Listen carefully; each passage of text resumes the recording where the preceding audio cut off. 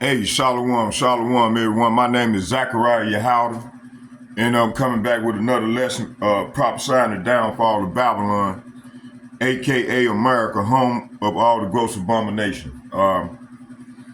What I'm gonna do is I got a video I want to show y'all of my beloved brother, Elder Apostle Amawad Abad.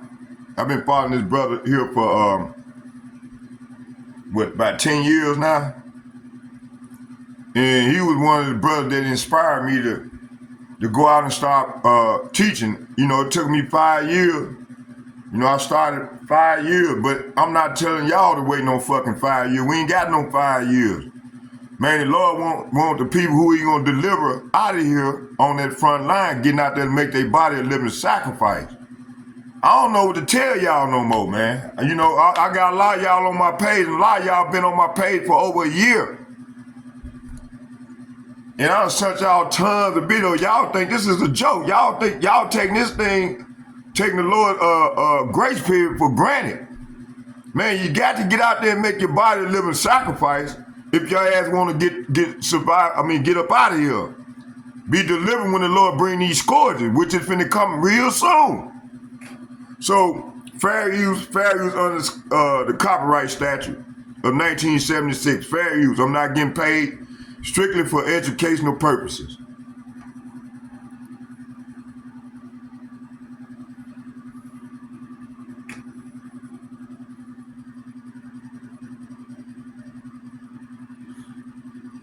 I don't know what to tell y'all no more. I got nephews and everything just sitting back. Just sitting back, man. I'm telling them, man, the way to go. But they want to stay down in Egypt. And man, this shit is over with, man. It's over. This fucking shit is over with, man. It's over with. This place is collapsing, man. The Lord is collapsing this place. If y'all can't see this right now, I don't know what to tell you. Shit. Man, I'm getting paid. Activity, but like the scripture said, I want to please my master, my boss. The Edomite that's paying you, man. This dude paying y'all to stay in, to rebel against your father. And y'all gonna receive judgment for that, man. Bros, they waiting on us. And they cheering us on, man.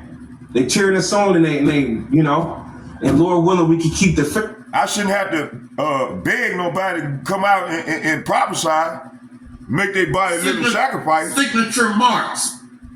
Go ahead and jump into it. Try to make this quick. Lord willing. Come on with it, brother. So I'm gonna let y'all watch this video and then I'm gonna come behind it with some scripture. Green is my favorite color. Anyway, let's go. Let's go. Let's see if I can find the video. Pull up the video. Go ahead and share it. Okay.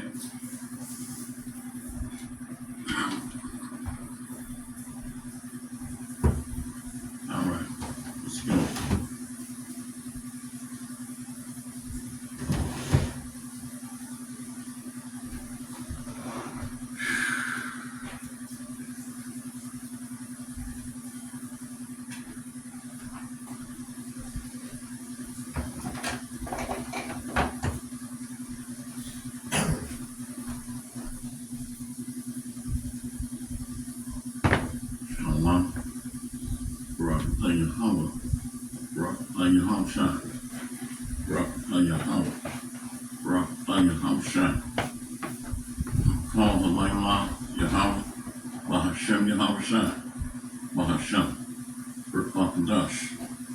All praises be to the Most High, Yahweh, in the name of His Son and my Lord and Savior, Yahweh. To the 144,000, double honor and respect to your apostles and elders of Great Millstone. Coming back at you with another lesson. Be ready, the Son of Man cometh at an hour when you think not. I'm going to go ahead and share the video lesson. And, you know, this system here is designed to put you to sleep and keep you asleep. And that's usually what happens, is we get comfortable and or too busy. We got our families and we got our jobs, and then we have to pay bills. So we're just trying to survive. Most of us are just trying to keep our head above water.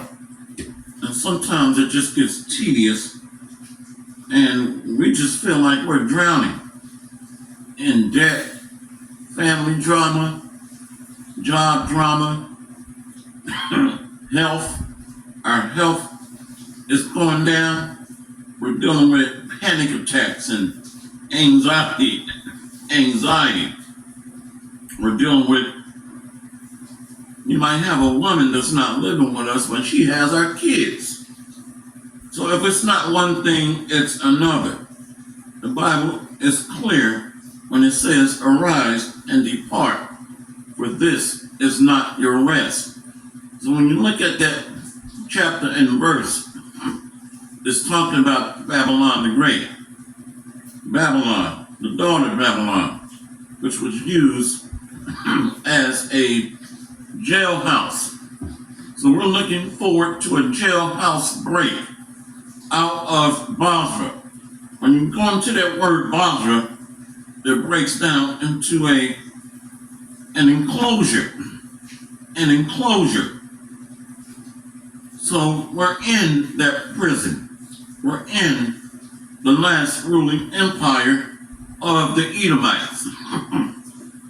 And this is why when you read Luke 4:18, Yahushua was reading on the Sabbath day, speaking about freeing the captives, which lines up with Isaiah chapter 61.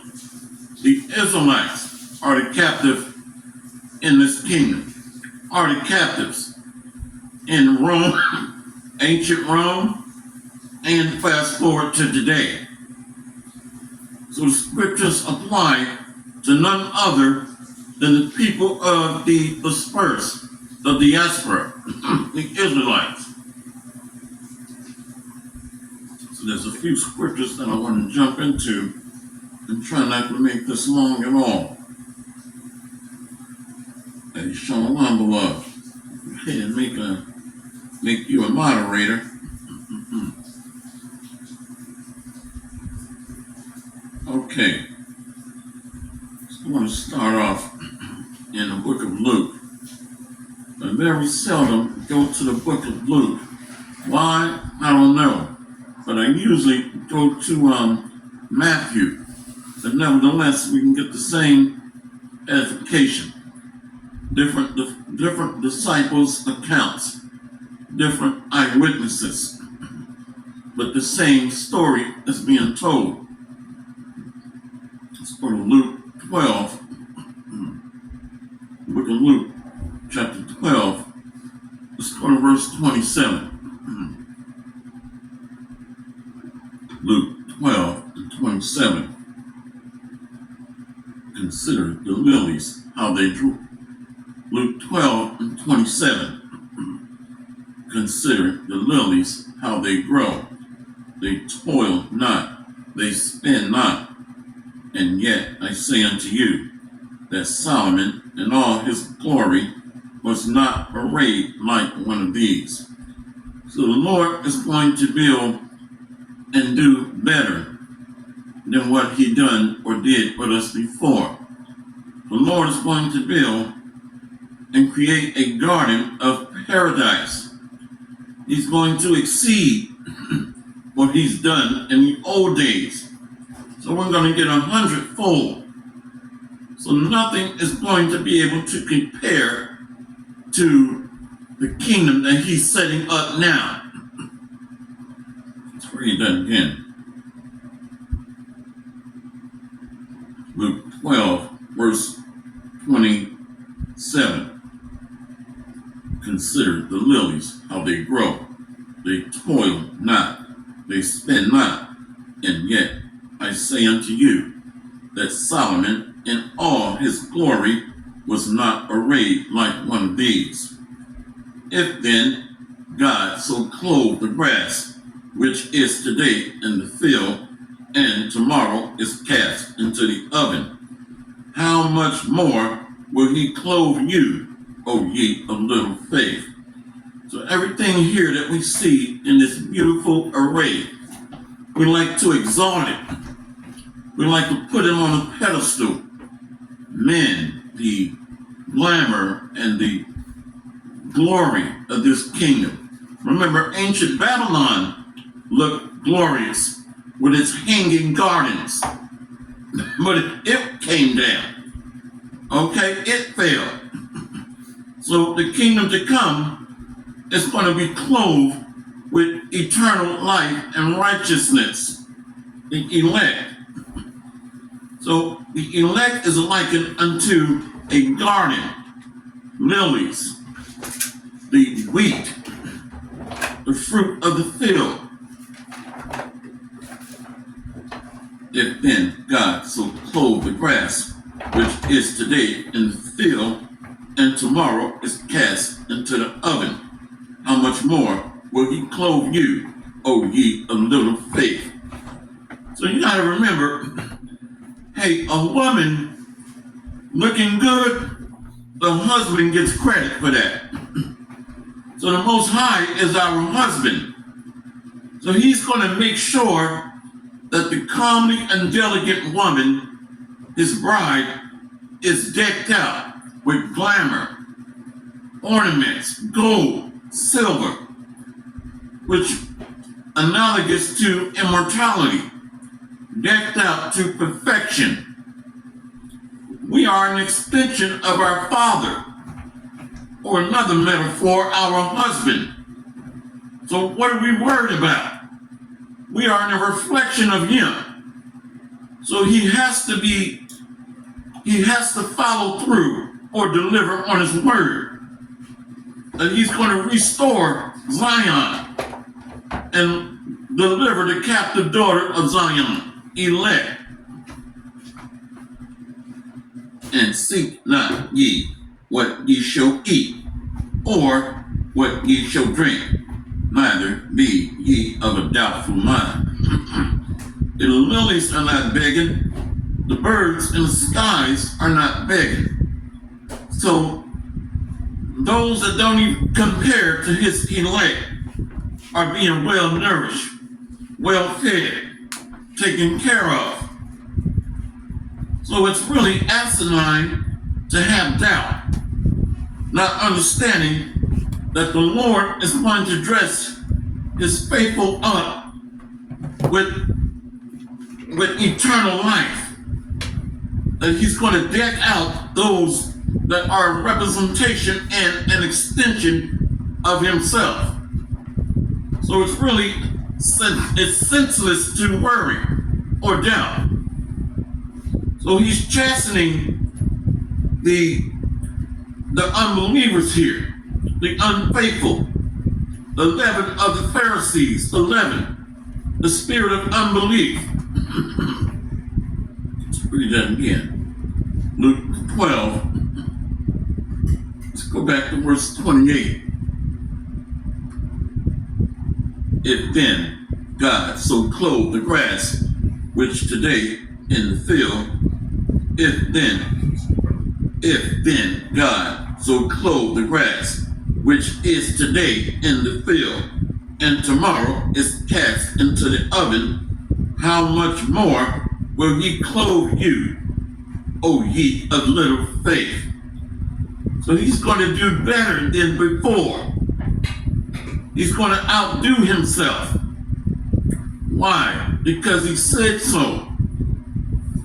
So the Most High takes pleasure in building up those that he has made with great labor, those that he has chastened, brought down just to build up, to show his mercy.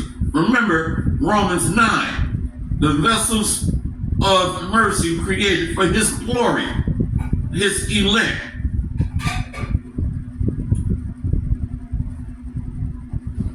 But God said, let's go back, Luke 12, let's go here to verse 29.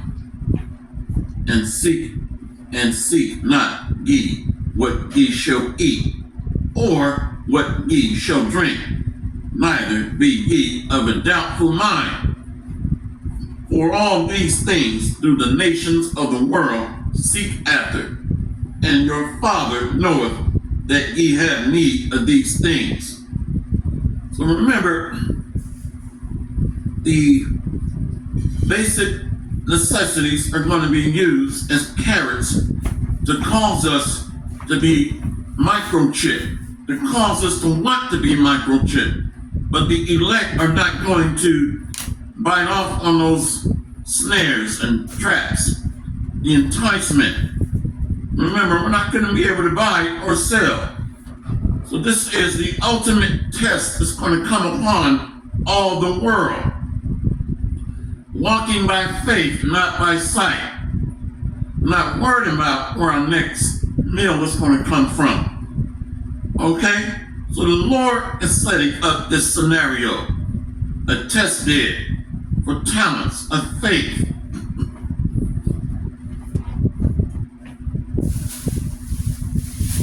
And seek not ye what ye shall eat, or what ye shall drink, neither be ye of a doubtful mind. To be doubtful means double-minded.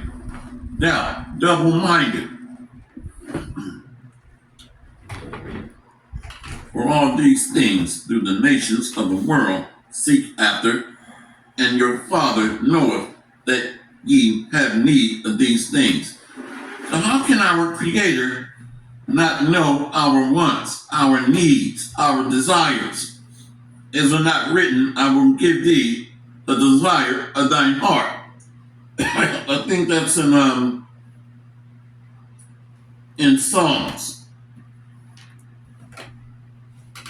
Go to Psalms chapter 37, verse 4.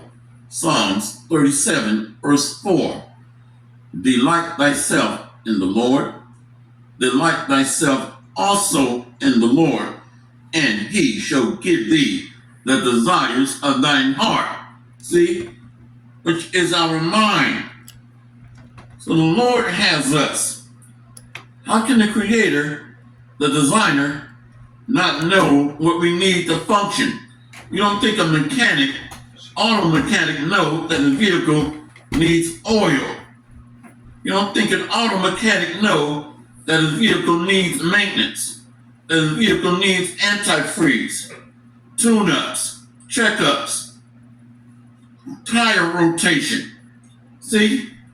So the Lord is going to change our oil, so to speak, replenish us, strengthen us, make us whole. He already knows what we need before we even ask for it.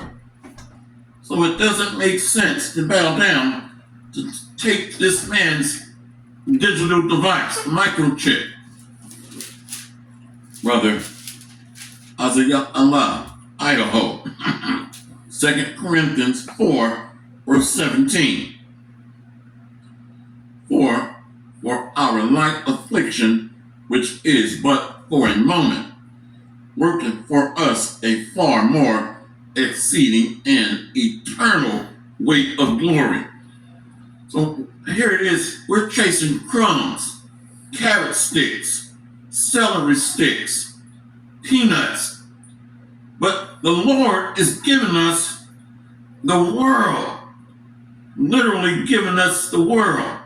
The Bible says that the world was made for our sakes in 2 Ezra chapter 6.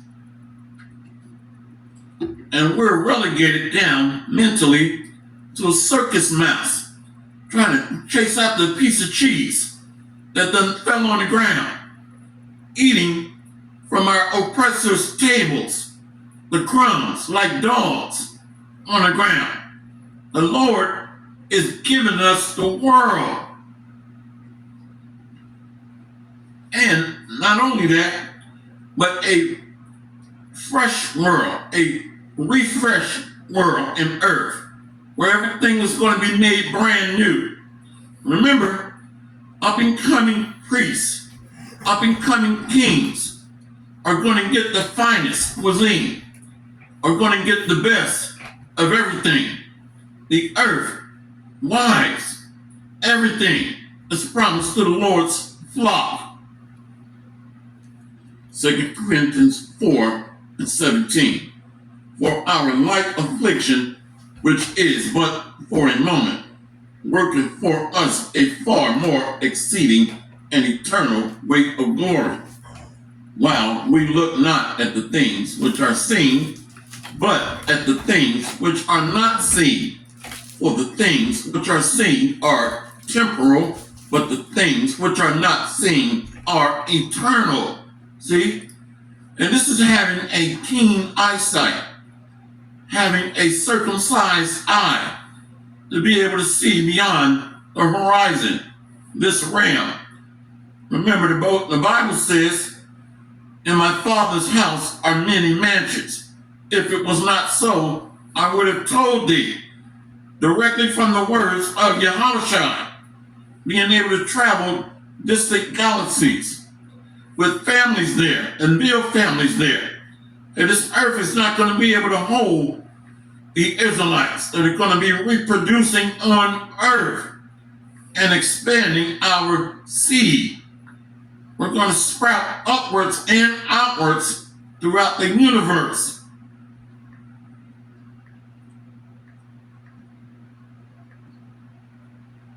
The brother Kazak Ban Yehoda, Amos 9:11. In that day will I raise up the tabernacle of David that is fallen, and close up the breaches thereof. And I will raise up his ruins, and I will build it as in the days of old. So this is the reset. This is the rebirth. This is a refreshed earth. See? So the Lord is going to deliver on what he said he will do. Did he not tell us we would go into slavery with ships? Did he not tell us we would serve our enemies in a land that our fathers knew not? That's America. See? Abraham did not serve in America, neither did Jacob or the 12 tribes. So we're going to be delivered so that he can fulfill the promises. He already executed judgment. Remember Israel. Let's go ahead and read that. So we have the marks of Yahushua, the judgment. Did not Solomon get the stripes of men, the marks of judgment? So the elect have the marks of judgment, beaten with the stripes of men, affliction, persecution, slavery. See, let's go here. Psalms, right here, 147, verse 19. He showeth his word unto Jacob, his statutes and his judgments unto Israel. So we bear the stripes of men. We bear the signature marks, which are a sign, a token of being his chosen people. You will serve your enemies. You will be scattered throughout the four corners of the earth. You will go into slavery with ships. See? You will be hung on a tree. Cursed is he that hangeth on a tree. Is it not written? We bear the stripes of Yahushua, which is King Solomon in the regeneration. See? So these are tokens, signature marks of the stripes and marks of Yahushua. He showeth his word unto Jacob, his statutes and his judgments unto Israel. Drawing out. See? So the elect are waking up to the glorious gospel, acknowledging our offense, and making supplication, which is literally begging to be brought back into his good mercy and deliverance and salvation through Yahushua. So the elect have a broken heart, just feel defeated, broken here, beat down, and are not looking to build a soft landing for our great-great-grandkids here, working at the plantation for our slave master. Okay? Every plantation became a corporation or a bank. Psalms 147, verse 20. Ye have not dealt so with any nation. The other nations don't bear the tokens, the signs on who his people are. So we know who we are, not by a damn DNA test. Okay, get your head out of your backside. Okay, that sounds painful. We know who we are based on prophecies. This is how we can identify with the book. Are we not made in his image?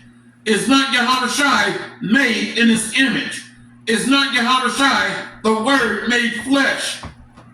So we are a reflection of that word, the breath of life. And let's read it again. Come on with it, Psalms bro. 147, verse 19. He showeth his word, say what? He showeth his word unto Jacob, his statutes and his judgments unto Israel. So the word made flesh, we are made in the image of the Heavenly Father through Yahushua. That's why we bear his stripes, affliction, heartache, sorrow, mourning, and must bear our cross like Yahushua. He have not dealt so with any nation, and as for his judgments, they have not known them. Praise ye the Lord. That's why you think Yahushua said, I am not sent but to the lost sheep of the house of Israel. He showeth his word unto Jacob, that is Yahushua, which became flesh and walked in the flesh. The word, the word. Brother GMS Zadok Amram Halsadeh, Galatians 6, verse 17. From henceforth let no man trouble me, for I bear in my body the marks of the Lord Yahushua. See? So this is a rite of passage, which is a painful process. But we're being beat down, and we're being taken through the gauntlet of the fiery trials or the furnace of affliction. Because Yahushua is hardening those that are being set up to rule over the earth, being mentally toughened, spiritually built up, physically toughened. So these are all requirements for the master. Why you think he says in 2nd Ezra 9, verse 22 or so, that I have made them with great labor. Well, this is through pain, suffering, sorrow. The Lord is supping or abiding with those that are of a contrite spirit or a contrite heart, lowly, meek. So this is a good sign.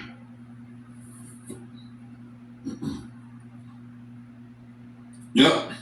Let's read about the Israelites expanding towards the outer galaxies. Hey, the Israelites is going to be able to go beyond the Van Allen belt. The caveman could not go beyond the Van Allen belt. So they made that space landing in somebody's damn garage somewhere in the 60s. They didn't even have communications from outer space like that. One small step for man, one great giant leap from mankind. All bullshit. Okay, he made that up.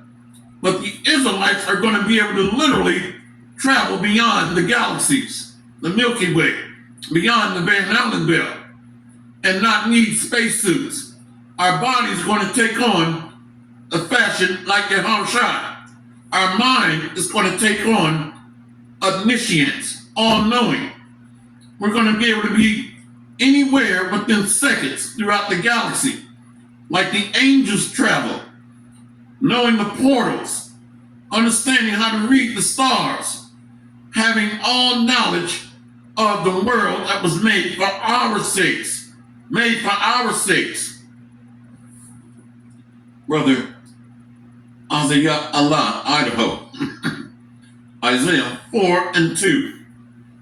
In that day shall the branch of the Lord be beautiful and glorious, and the fruit of the earth shall be excellent and comely for them that are escaped of Israel.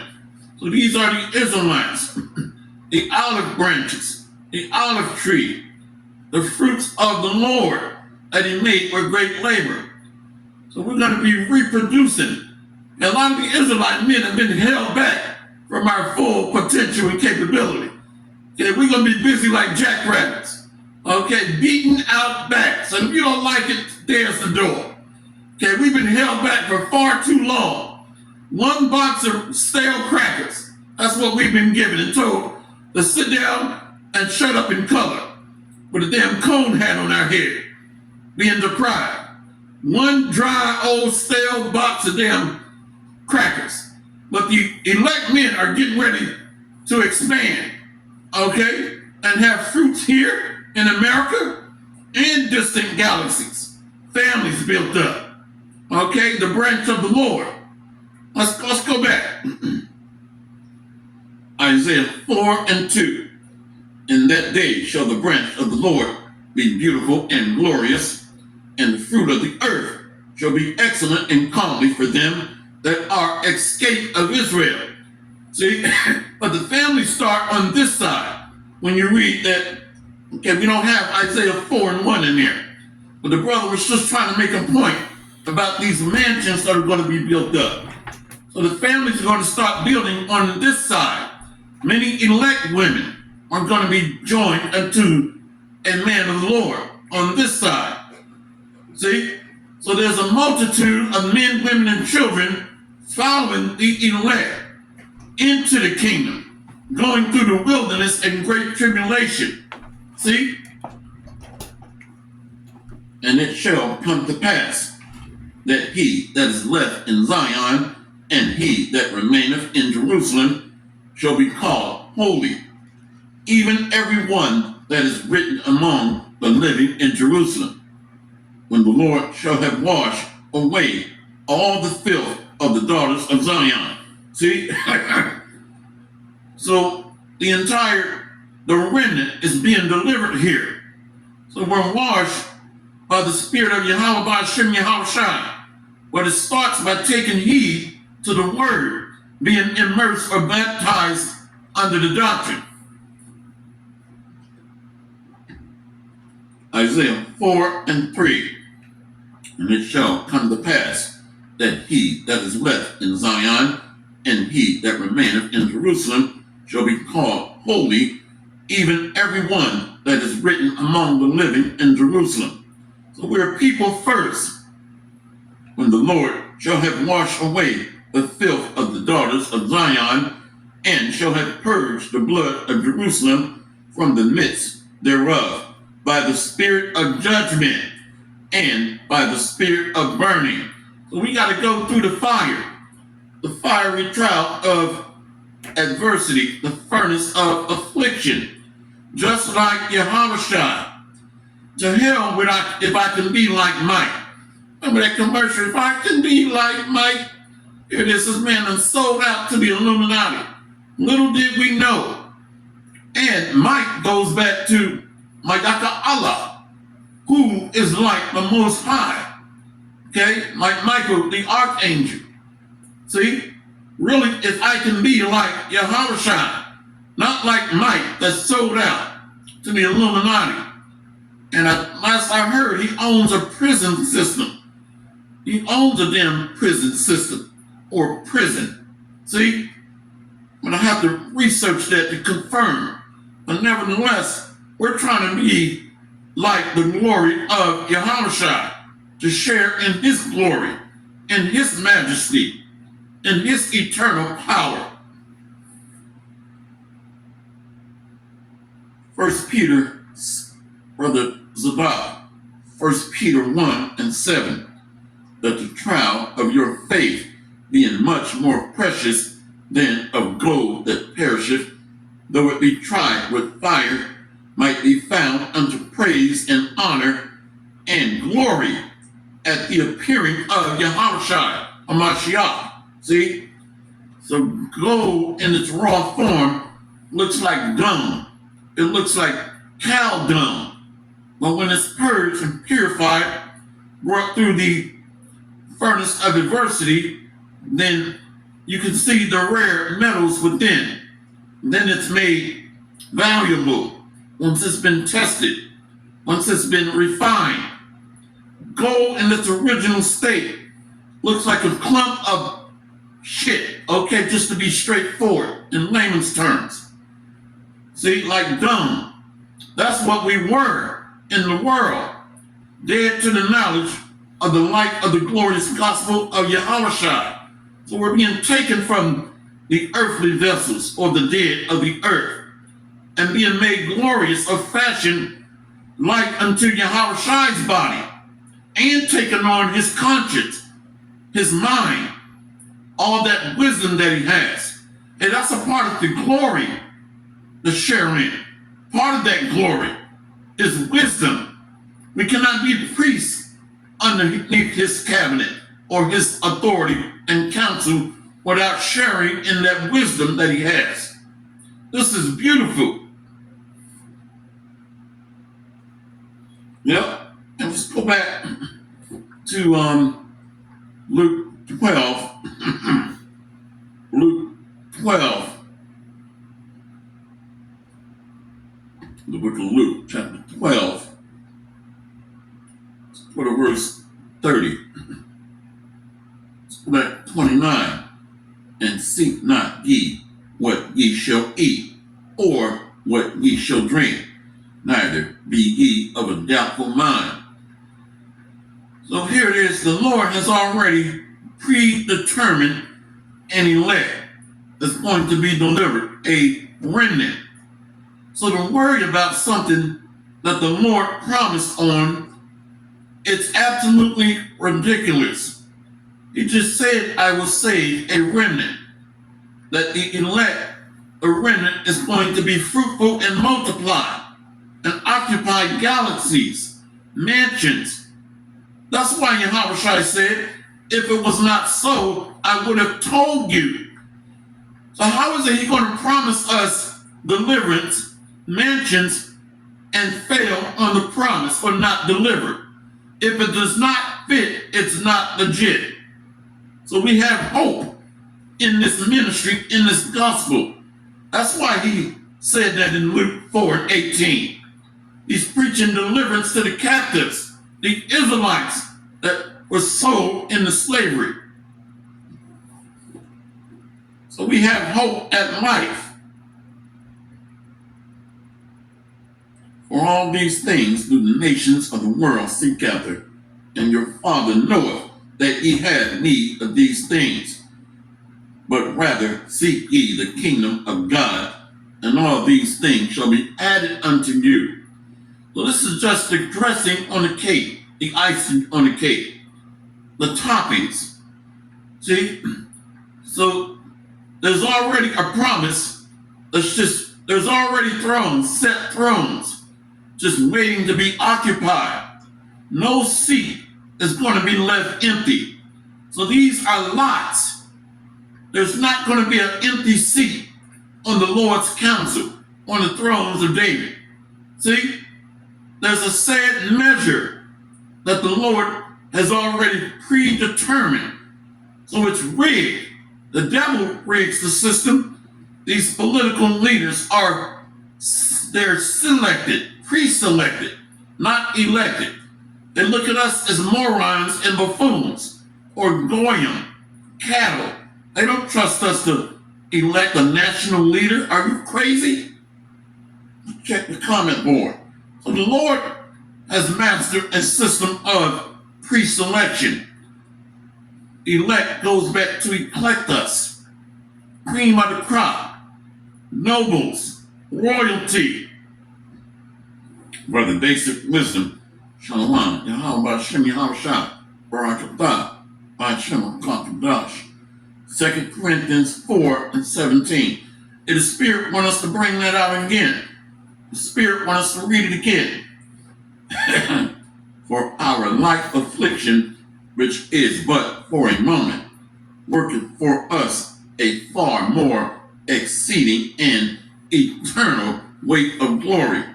The human mind cannot fathom immortality.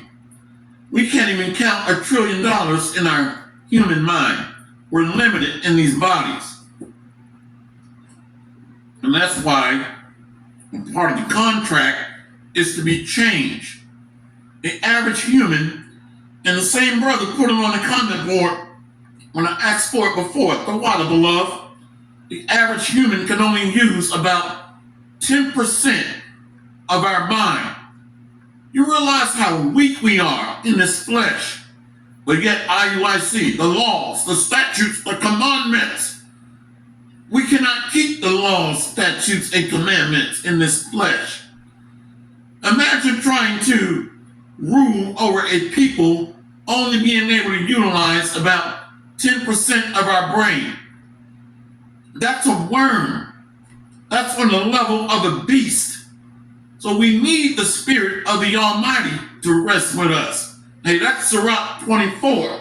He calls his tabernacle to dwell or rest in Jacob and Zion.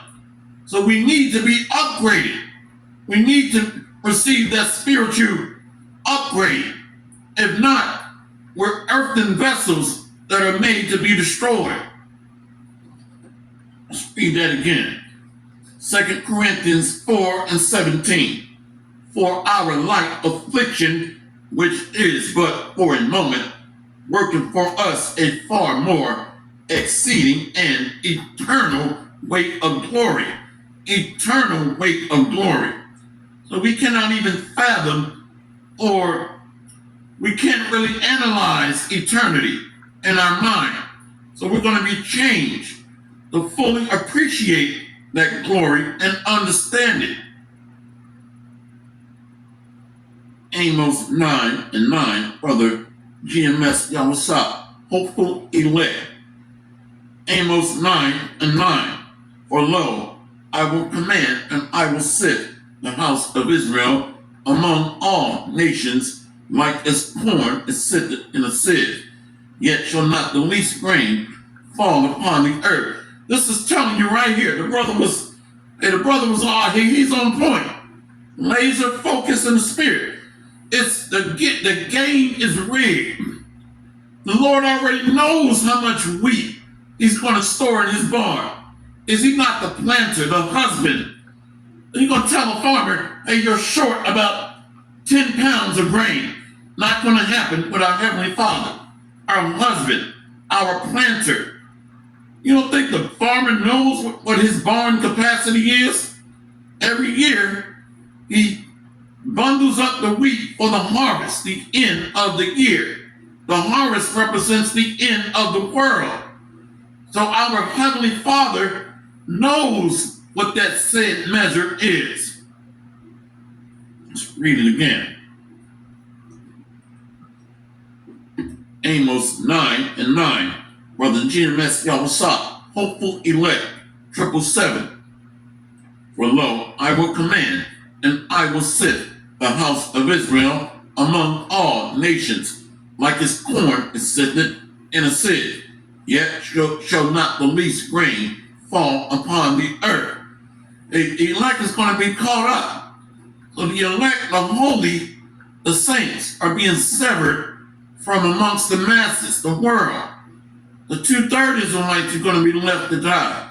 Left to die and fry in America. The 2/3 Israelites, the rebels, doing all these videos. Why I'm not an Israelite anymore. I don't want to be amongst a black cult anymore. Bug out. Cult goes back to a secret set of values or belief systems, core values and beliefs, a system of worship. Cult tied to a culture. So what are you talking about? I got out of that black cult. You have no idea what you're talking about. Wait a minute. We just read, I will command and sift the house of Israel from among all nations. So we look Asian. We look Middle Eastern, so-called, or Arabic. Really, the Middle East is Northwest Asia. We look Latino, if you will, Hispanic. We look Caucasian. So you don't know what you're talking about. I am not a black Hebrew Israelite anymore. It's been 10 years since I left that cult. You've just pronounced that you're a dumbass. That's what you made publicly known across the World Wide Web. You have no understanding.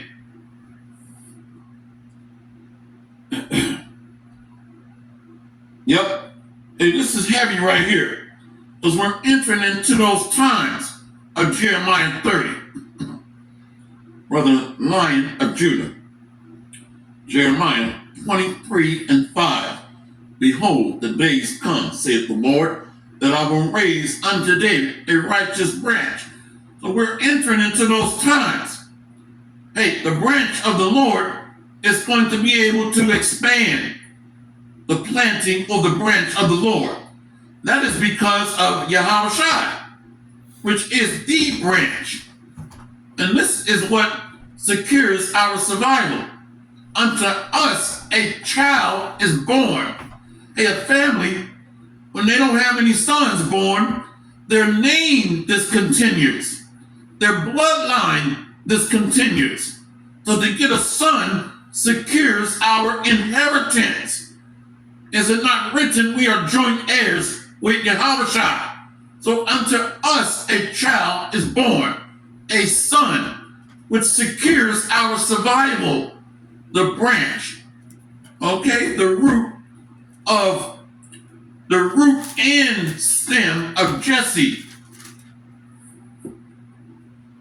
That went right over somebody's head, a 2/3 Israelite that's trying to build a nest egg in America, a soft landing, okay, for his little hatchlings, cockatrice eggs, trying to ensure his survival underneath this beast system.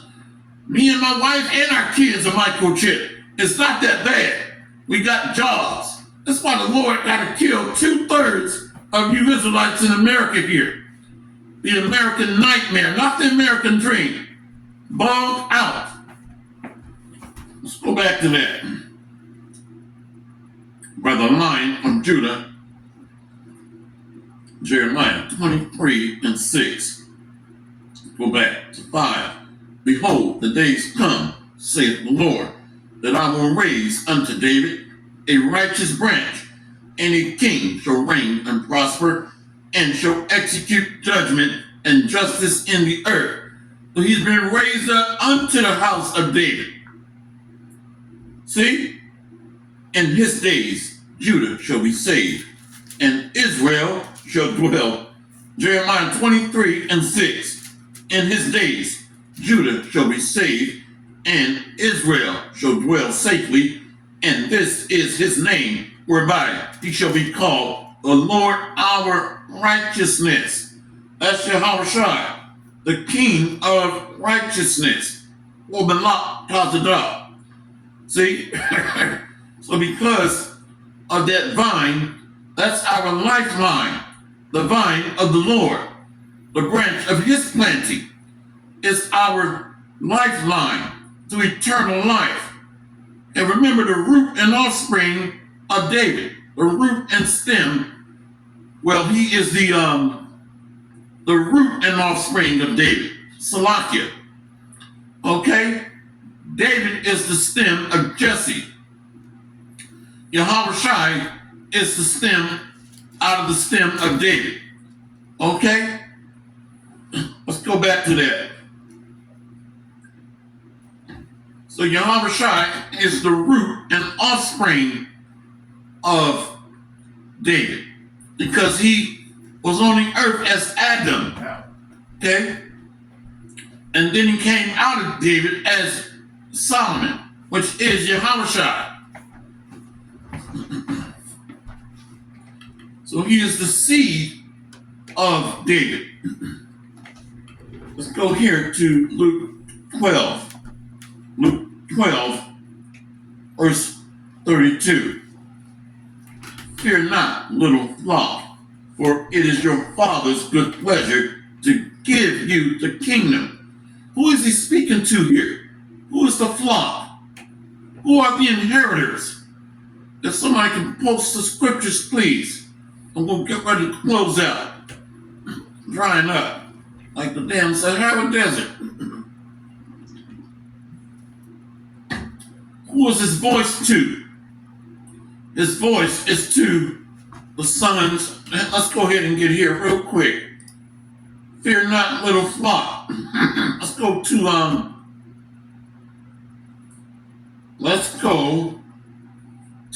Ezekiel. Let's go to Ezekiel 34. He's speaking to those that are joint heirs with Yahushua. Ezekiel 34. Wow, the Spirit led me here.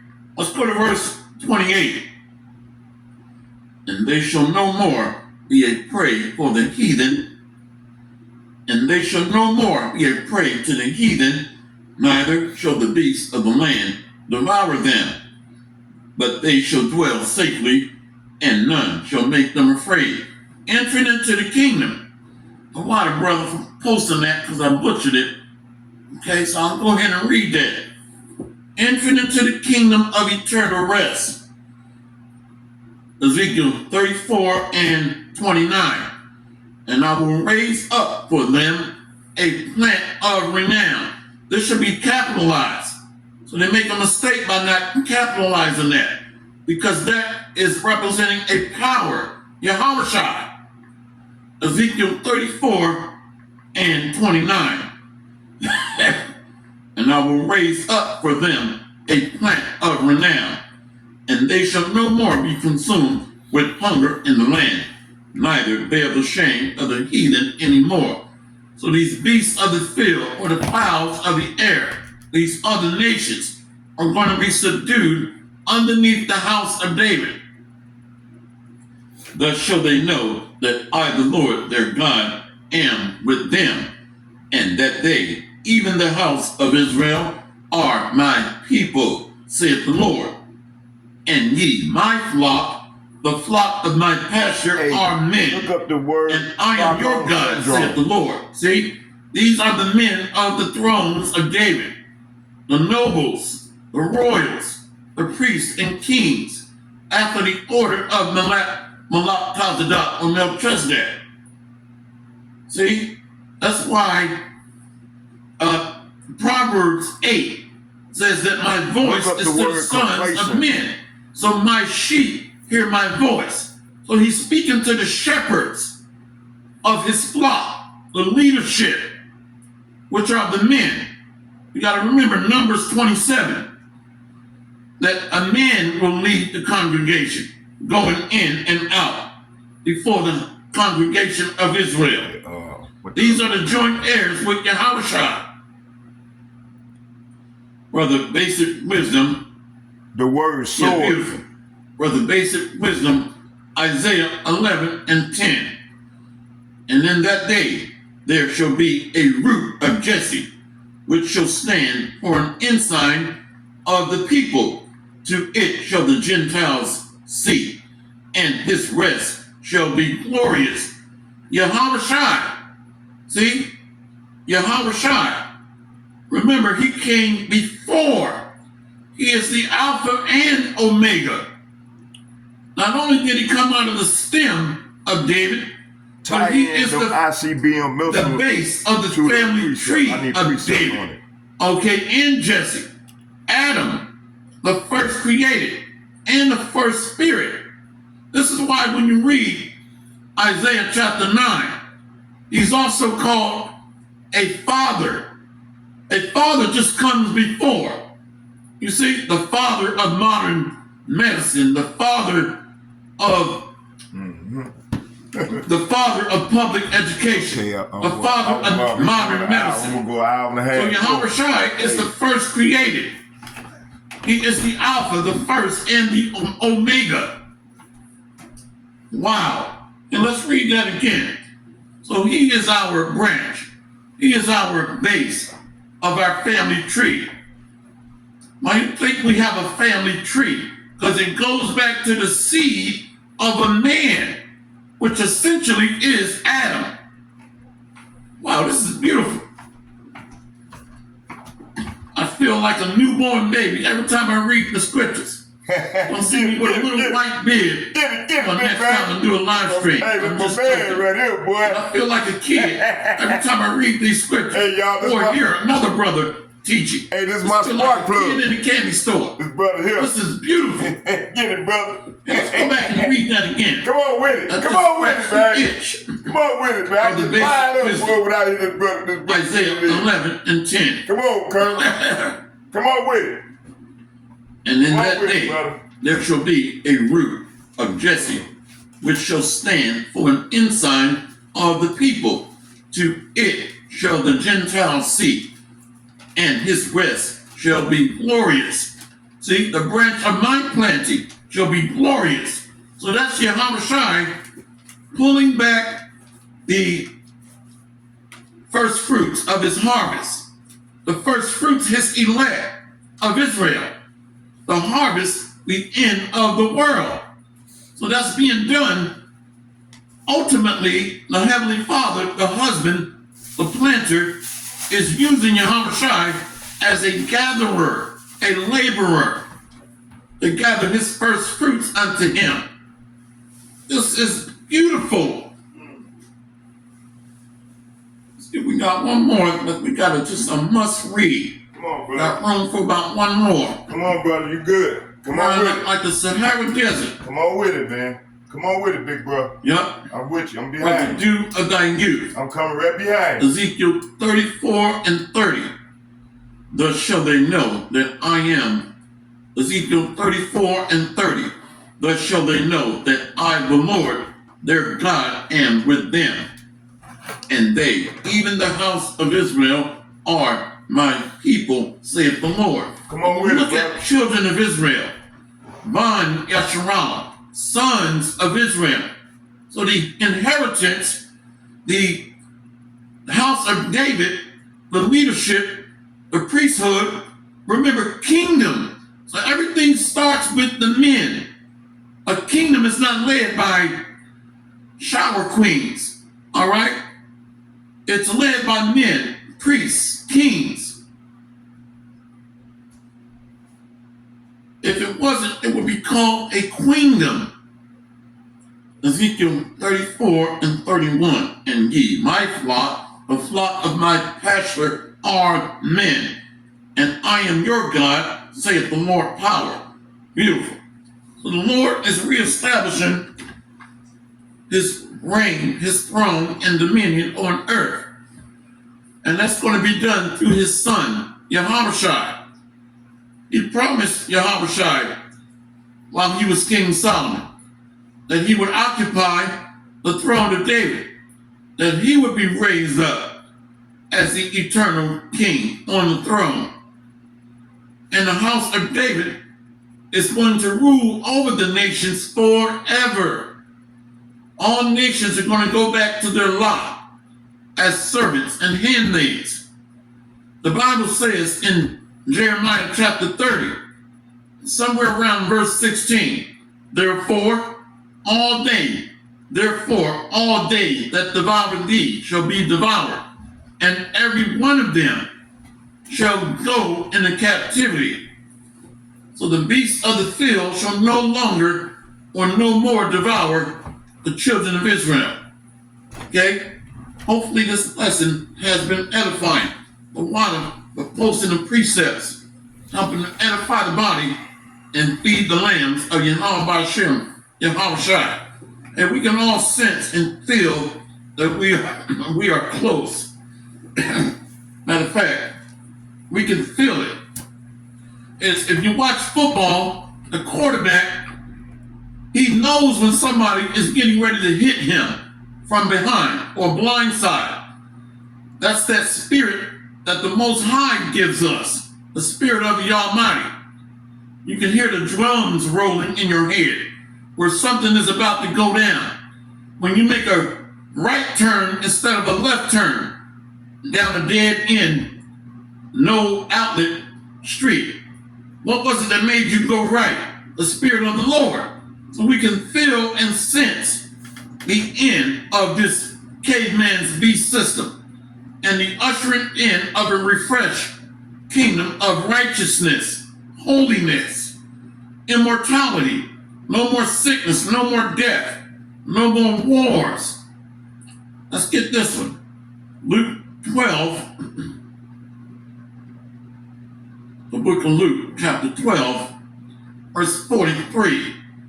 Blessed is that servant whom his Lord, when he cometh, shall find so doing, not being idle. Money, holes, and clothes, all the Negro knows. But the Lord's going to kill you. There's the dough. There's the dough. But being focused on the eternal promises. And let's read that again. Luke 12, verse 43. Blessed is that servant whom his Lord, when he cometh, shall find so doing. Action verb, actionable, doing stuff, feeding the lambs or the flock of our Heavenly Father. Feed my lambs. Verse 44. Of a truth I say unto you, that he will make him ruler over all that he hath. See? Set thrones.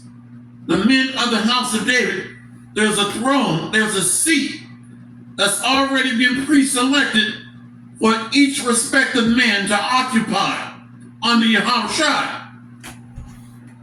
But and if that servant say in his heart, my Lord delayeth his coming, and shall begin to beat the men servants and maidens, and to eat and drink, and to be drunken, to be drunk off the wine of Babylon, comfortable and settled on our leads.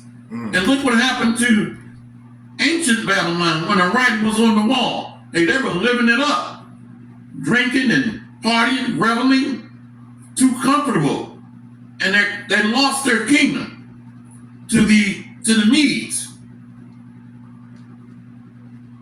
The Lord of that servant will come in a day when he looketh not for him, and at an hour when he is not aware, and will cut him in sunder, and will appoint him his portion with the unbelievers.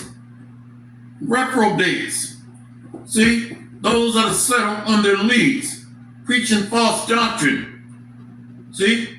So the Medo-Persians, or an assembly of them, is emerging again. You got revelers here, revelers.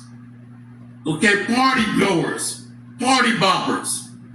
You see, drunkards, drunk off the wine of Babylon, and literally drunk off their ass every day. Too comfortable. So they're trying to make a kingdom out of an unrighteous land grab built on robbery and theft and idolatry, witchcraft, which does not work. It's getting ready to be bathed with fire, the lake of fire. So that's that portion with the unbelievers. Those adding to his word, taken away from his word, are going to suffer the plagues of the death of a witch, the daughter of Babylon, America. Your spirit made me go ahead and read that. So hopefully this has been an edifying lesson. See you on the next lesson, Lord willing. Kwam Yasharal and Abad Babal. Abad Babal. We got next, Lord willing. Barak Thumb. Shalom. Shalom.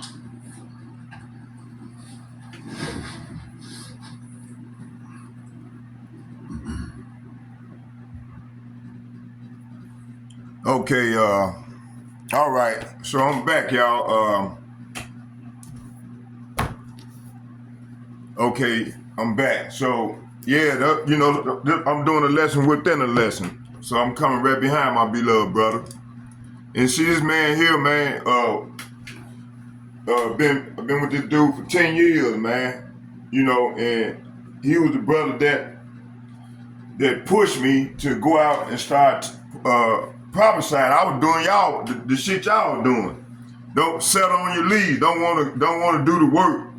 Wondering, what's gonna happen to me if I go out there and bring forth this truth. See, that's being unfaithful. Not trusting in the Lord. So we trust more in the devil than to trust in the Lord.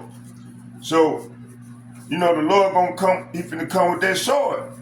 Y'all been warned. A lot of y'all people been on my page over 2 years, if not more, and still don't even call me and say thank you or nothing, man. I don't know what to say about our people, man. Something got to really happen to them for them to act. And that's sad. Hey, the Lord, when he came on the earth, he came and gave his life for us. Gave his life for the Negroes, the Latinos, and the Native Americans. Why we can't go do the same and sacrifice our life, make our life, our body a living sacrifice?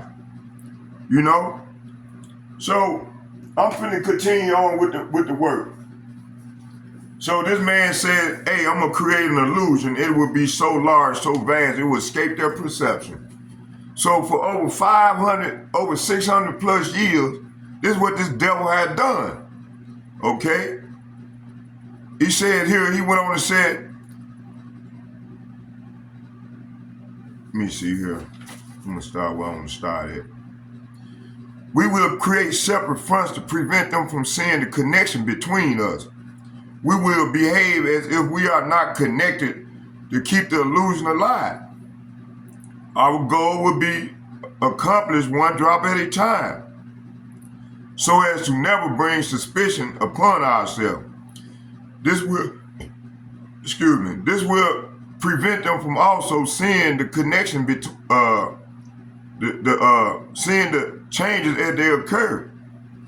We will always stand above the relative field of their experience, for we know the secret of the absolute.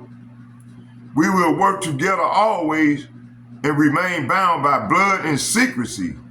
Death will come to those who speak. We will keep their lifespan short and their minds weak while pretending to do the opposite. We will use our knowledge of science and technology in subtle ways. Say what? We will use our knowledge of science and technology in subtle ways so they would never see what is happening. See, this is what the devil had done. And man, he done did a great job on you niggas. You niggas don't know, y'all don't want to come out of it. It's like y'all got a bad case of Stockholm Syndrome. Okay? Let's look up that word, Stockholm Syndrome. I got a couple words I want to look up. We want to go into.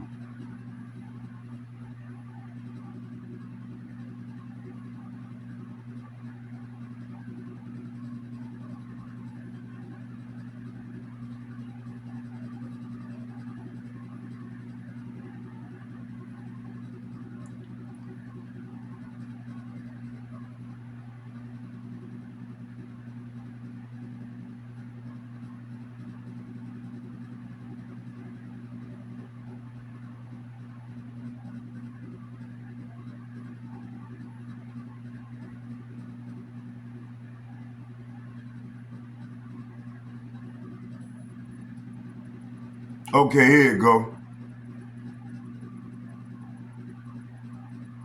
Stockholm Syndrome is a psychological phenomenon wherein hostages or abuse victims develop positive feelings toward their captors or abuser, sometimes even defending them. And this response is considered a coping mechanism during a traumatic situation. See, this is what's going on with 2/3 of our people, man.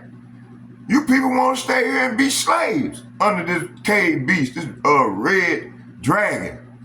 You know, y'all sell, and then you men supposed to be out here on the front line getting it in, man. I shouldn't have to beg nobody to come out to the highways and byways with me, man. Especially after a couple months of being fed with the brotherhood. Either you people not subscribing to these channels and receiving these living waters, or y'all just don't give a fuck. Or y'all trying to just fake it till we make it. See, hey, you ain't fooling me. We getting the blood off our hand. It's on y'all now, you see? On you Negroes and you Latinos and you Native Americans. Starting with the elders all the way down to the least of you. And see, you people don't realize that this is how you save your whole household. This is how you save your whole family from being destroyed by the Lord. Let's read that again.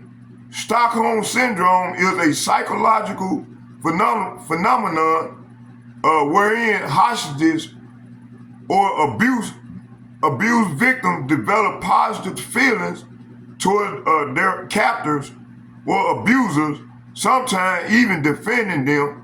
See, and this is what I'm seeing right now. You know, a lot of these uneducated ass men, that's why we call them niggas, man, because these niggas don't have no knowledge, man. They wise to do evil, but when it comes to doing good and having wisdom, they don't have no understanding. And that having that wisdom is having the wisdom of this Bible, having the wisdom who they are, having the wisdom to know who they father are, they God. You see? But now we want to believe in Allah. We want to believe in Buddha. We want to believe in the Moorish Science Temple. We want to believe in all this bullshit that was created by the Roman Catholic Church. Okay? Stockholm Syndrome is not officially recognized as a clinical diagnosis in major psychiatric manuals, like DSM-5. However, it is widely discussed in psychological literature as a way to understand certain behaviors observed in hostage or abuse situations. Key features include positive feeling towards captors. Victims may develop sympathy or affection for their captors. Negative feelings towards authorities. Victims may distrust and refuse to cooperate with law enforcement or rescuers. I'm seeing a lot of this going on right now. You know, when somebody kills somebody, you know, man, ain't no snitch, ain't this or that. And the Bible tells us, man, to turn that motherfucker in. You see? Okay, another thing is, it said the perception shared value victim might believe they share common goals or value with their captors. And this is how our people feel towards Esau motherfucking ass. These reactions are thought to stem from a victim's need to survive in a threatening environment, which we're in right now. And this is what the majority of mindset of 2/3 of our people. Okay? These reactions are thought to stem from the victim's need to survive in a threatened environment, leading to emotional bonding as a defense mechanism. Okay? The term originated from a 1973 bank robbery in Stockholm, Sweden. During a 6-day standoff, hostage held by Jan Erik Olsen began to sympathize with him, even defending him after their release. Swedish criminologist Niels Bajoruk coined the term Stockholm Syndrome to describe this unexpected behavior. Examples beyond hostage situation, while initially associated with hostage scenarios, Stockholm Syndrome has being observed in various abusive contexts. Domestic abuse, victim may remain with or defend abusive partner. Child abuse, children may protect abusive caregivers. Coat dynamics, members may exhibit loyalty to manipulative leaders like ICIU and a host of others, even in the Christian church. In these churches where Pastor Porkchop pull the same old bullshit towards our people. They ain't telling our people who they are or what's finna happen in these latter days. They ain't bad with this fucking devil. In these situations, the victim's survival strategy may involve forming emotional bond with the abuser, see? Cause and psychological mechanism. Several factors contribute to the development of Stockholm Syndrome.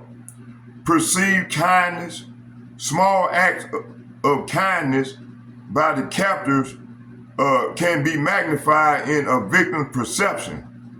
Isolation, lack of outside perspectives can reinforce the victim's reliance on the captors.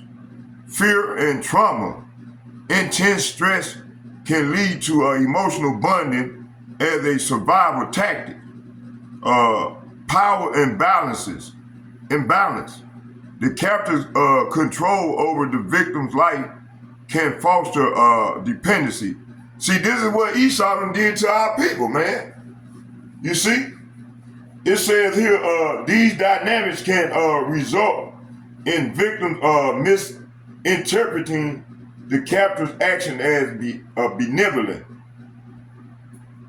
Treatment and recovery. Addressing Stockholm Syndrome involves psychotherapy, therapeutic approaches like cognitive behavioral therapy, CBT, and eye movement desensitization and reprocessing, EMDR, can help victims process their experience. Support network, recognizing with trusted friends or family aid recovery. Education, understanding the syndrome can empower victims to recognize the challenge their feelings. Recovery focus on helping individuals remain autonomy and rebuild healthy relationships. Okay, hey, all that is fine and dandy. I think, we need to focus on the Lord and put our trust in our Lord, instead of putting your trust in the fucking devil. Okay, now let's go into some scriptures. See, right now, the Lord is ready to bring that judgment on in a large scale. That's why Donald Trump is passing all these unrighteous decrees. And I got one more video I want to show you all, and then we're gonna come on back with some more scriptures.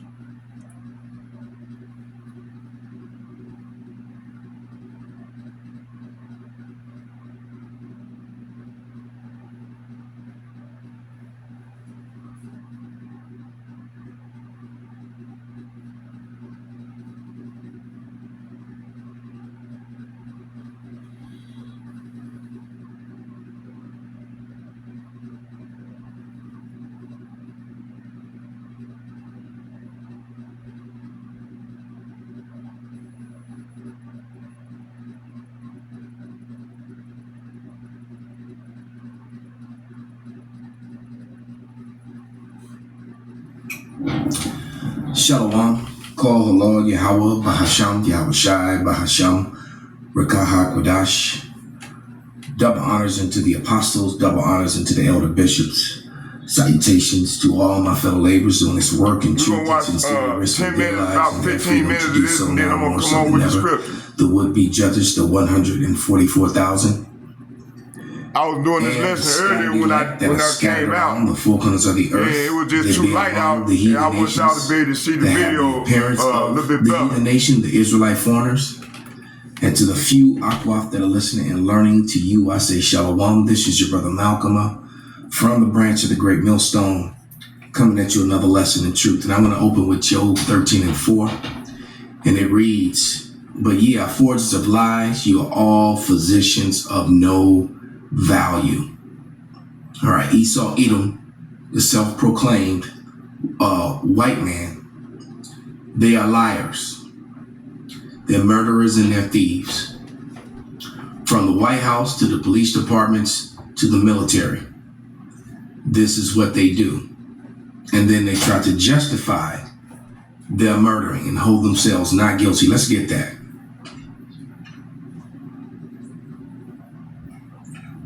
This is Zechariah 11:5. And it reads, whose possessors slay them and hold themselves not guilty. And they that sell them say, blessed be Yahweh, for I am rich, and their own shepherds pity them not. All right, so these people systematically murder, rape, rob, and kill, and steal. Murder, rape, rob, and steal from everyone around the world, especially people of color. Any melanated people is a target, and if they don't have melanated people to target, they'll target each other. This is what they do. All right. Now, the reason I bring that up, because we're going to talk about the fraud of the C19er thing. I'm still kind of, even though it's all over the internet and it's everywhere now, that it was a lie, it was a fraud, it was made here in America. Basically, everything that I said about it is proven itself to be true. All right. So, all the strikes and all the stuff that they did on my videos, well, it was all in vain, because basically everything that I said, it came out to be true. All right. And as a matter of fact, I'm thinking about this and how the race soldiers and their lies. This story here, all right, is probably going to disappear off the internet soon. You see the boy coming from behind. They documented this whole thing up, and the female cop that told the story presented a lie. They presented a false narrative about this boy came out and he was holding a gun and all that. The truth of the matter is, the boy actually made it. Didn't get shot right there at that can. All right, he made it a few steps beyond there and got killed at this tree. And the camera shows that his back was to the police officer, not holding a gun, not pointing a gun, but fleeing for his life. That's where he actually got murdered. And they spun the story as if this kid, attacked. And so what this man's father did, he basically lashed back out at the very people who did this to his son. And there's scriptures in the Bible about the blood avenger. And I mentioned it in yesterday's lesson. All right. So anyway, but that cop who murdered that boy was basically just the race soldier doing what he's being taught to do and what he desires to do, because he definitely was an Edomite. That's what Edomites do. He didn't have to shoot that boy in his back like that, but it did. It gave him great pleasure, and I know they went out and celebrated and everything. He popped his cherry and all that other stuff, all the race chatting that goes on, behind that. But before I play these videos, that's going to expose all this information, I'm going to read the copyright disclaimer. Under Section 107 of the Copyright Act 1976, allowance is made for fair use for purposes such as criticism, comment, news reporting, teaching, scholarship, education, and research. Fair use is permitted by copyright statute that might otherwise be infringing. All right, so let's go on and let Esau's own tongue fall upon themselves, because they're all about rape, robbery, murder, and further oppression of the people, especially you Israelites. All right, so let's take this back. Get the sound wound up, and here we go. Take with an hour. But my view, based on 2-3 times very extensive work over the last 4.5 years, is that COVID came from the University of North Carolina, which is the leading. Mind you, I called that. I said, no, this was an American thing. This was created by Edomites here in America, more likely than not. And that's exactly what Jeffrey Sachs is saying. Researcher on beta coronaviruses, working with the U.S. government on a set of grant proposals that identified putting in the. And they tried to spin the narrative of China so hard that lie fell apart.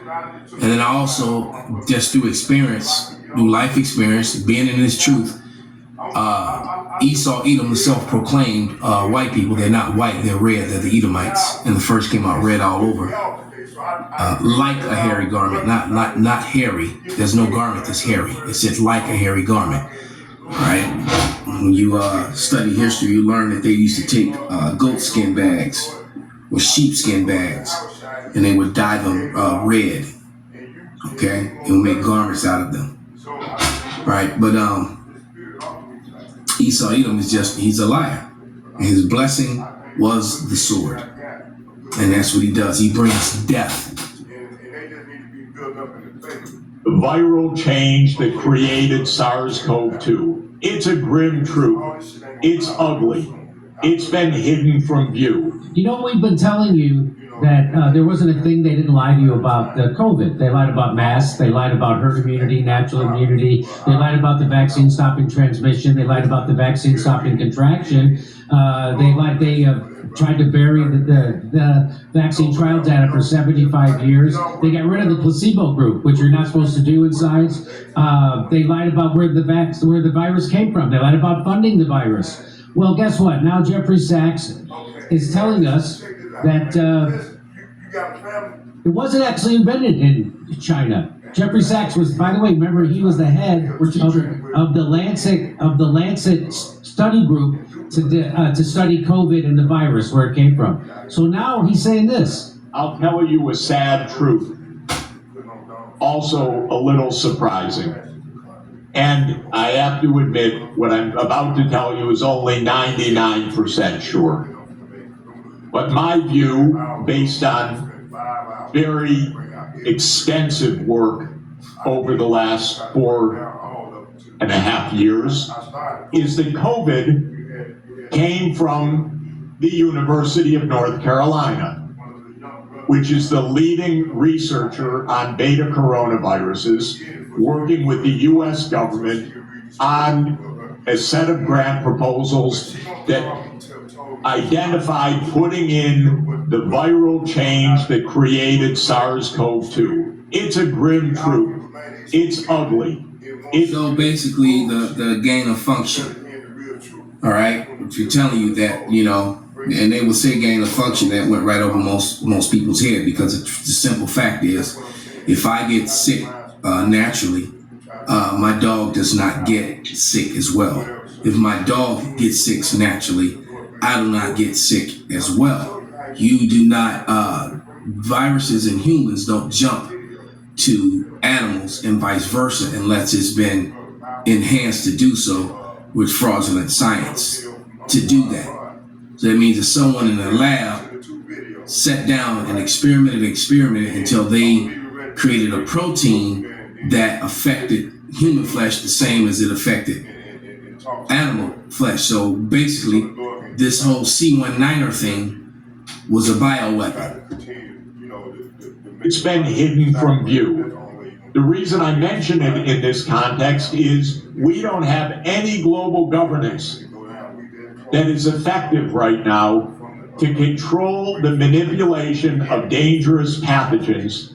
And so what it comes down to is that I was listening to this one guy, you know, with the shortages on everything, as far as money is concerned, you know, the way that the system is failing. And it seemed to have targeted older, sickly people more than anything else. The people who would be collecting Social Security and benefits. Very sincere. You begin to see the picture. Then out the herd some. So that's what it, that's what it's looking like. I'm not saying that is it. I'm not saying that it isn't that. But that's sure enough hell what it looks like. Okay?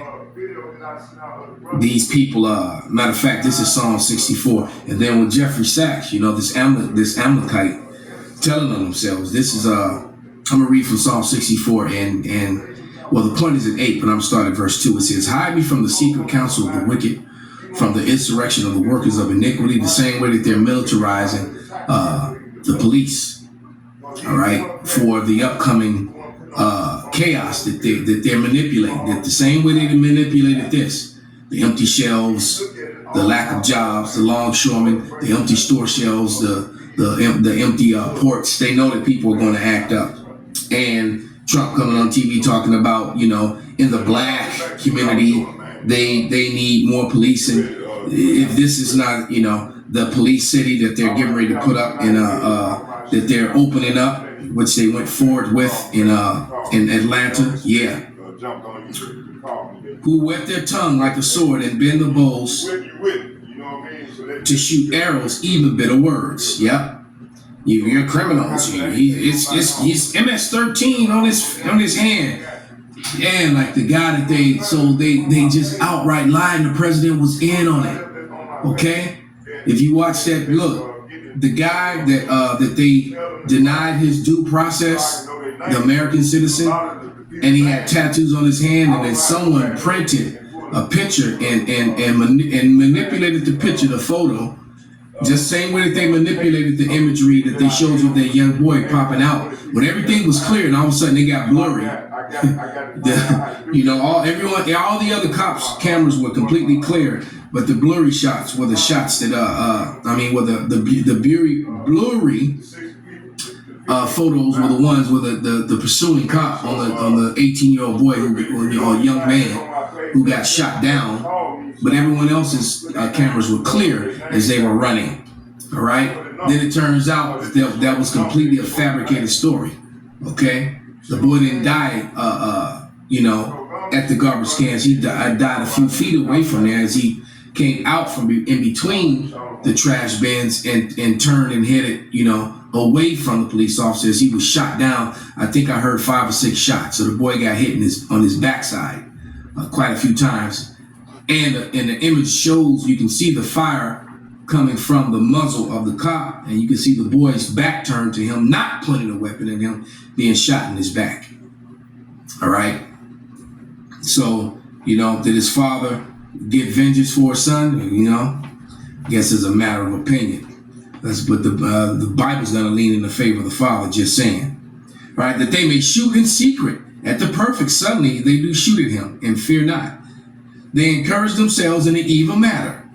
They commune of laying snares privily. They say, who seeth him? And they search out iniquities and the compass of diligence, search both inward thought of every one of them. The heart is deep. So, when they shoot a victim, when they do something wrong, first thing that they do is they go into their background, where anybody's background is involved, and they'll find something that they can use to see this guy was a criminal. All right, just like this guy who got deported, who wasn't a criminal, and they went and made him a criminal by showing a picture of his hand and then basically photoshopping MS-13 onto his hand, and then the president to get on TV and say he's a gangbanger. Who's gonna your president is on TV talking about he's a gangbanger, and then one of the worst gangs on the planet is MS-13. So who's going to care if a member of MS-13 gets sent away to the hellish prison?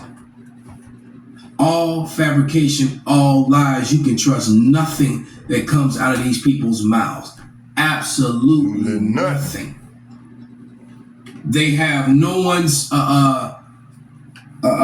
welfare in mind, including their own. Okay? But as far as Jimmy Dore and Jeffrey Sachs, Psalm 64 and 8, so that they shall make their own tongue to fall upon themselves, all that see them shall flee away.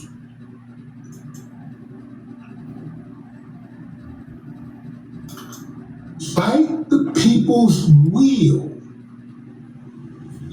The politicians they elected did what they wanted to do. They didn't give a damn about what the people wanted. They moved forward with the project. And check this out, family.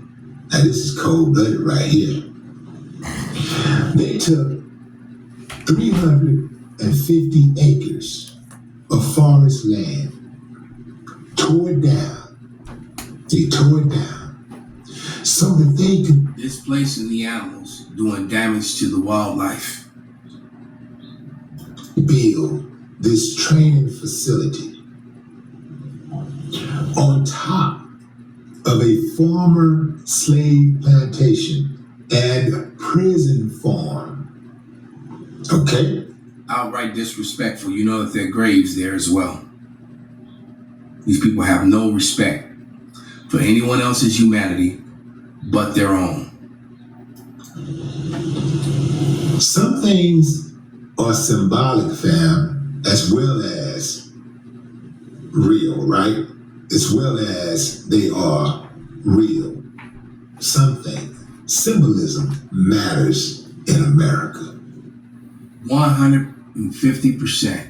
If that was a graveyard of former patriots, you know, like Jefferson, Lincoln, Ben Franklin, Sam Adams, per example, there's no way on God's green earth they would have built that facility right there. Just saying. They built this training center on top of a former slave plantation and prison farm. And check this out, family. They did this so that they could have a mock training facility for urban warfare. Son of a mother. That did not happen the first time I watched this video. They're building a mock. Do you understand what I'm saying? They built a mock city of Atlanta, which means that there are certain landmarks in Atlanta that are in this cop city, urban. How much you want to bet that they're not going to be doing any shooting in the better parts of Atlanta? How much? Not at all. But the military and have been mobilizing basically since the late 80s, going into the 90s for urban warfare. All right. I remember training at a facility at when my unit went north, when we went to the Army base in down there near Santa Cruz. All right. And they had that, and I know, I'm pretty sure that the FBI and the feds and all them were using that place as well. All right, for clearing buildings. So we went from jungle warfare when I came into the Marine Corps.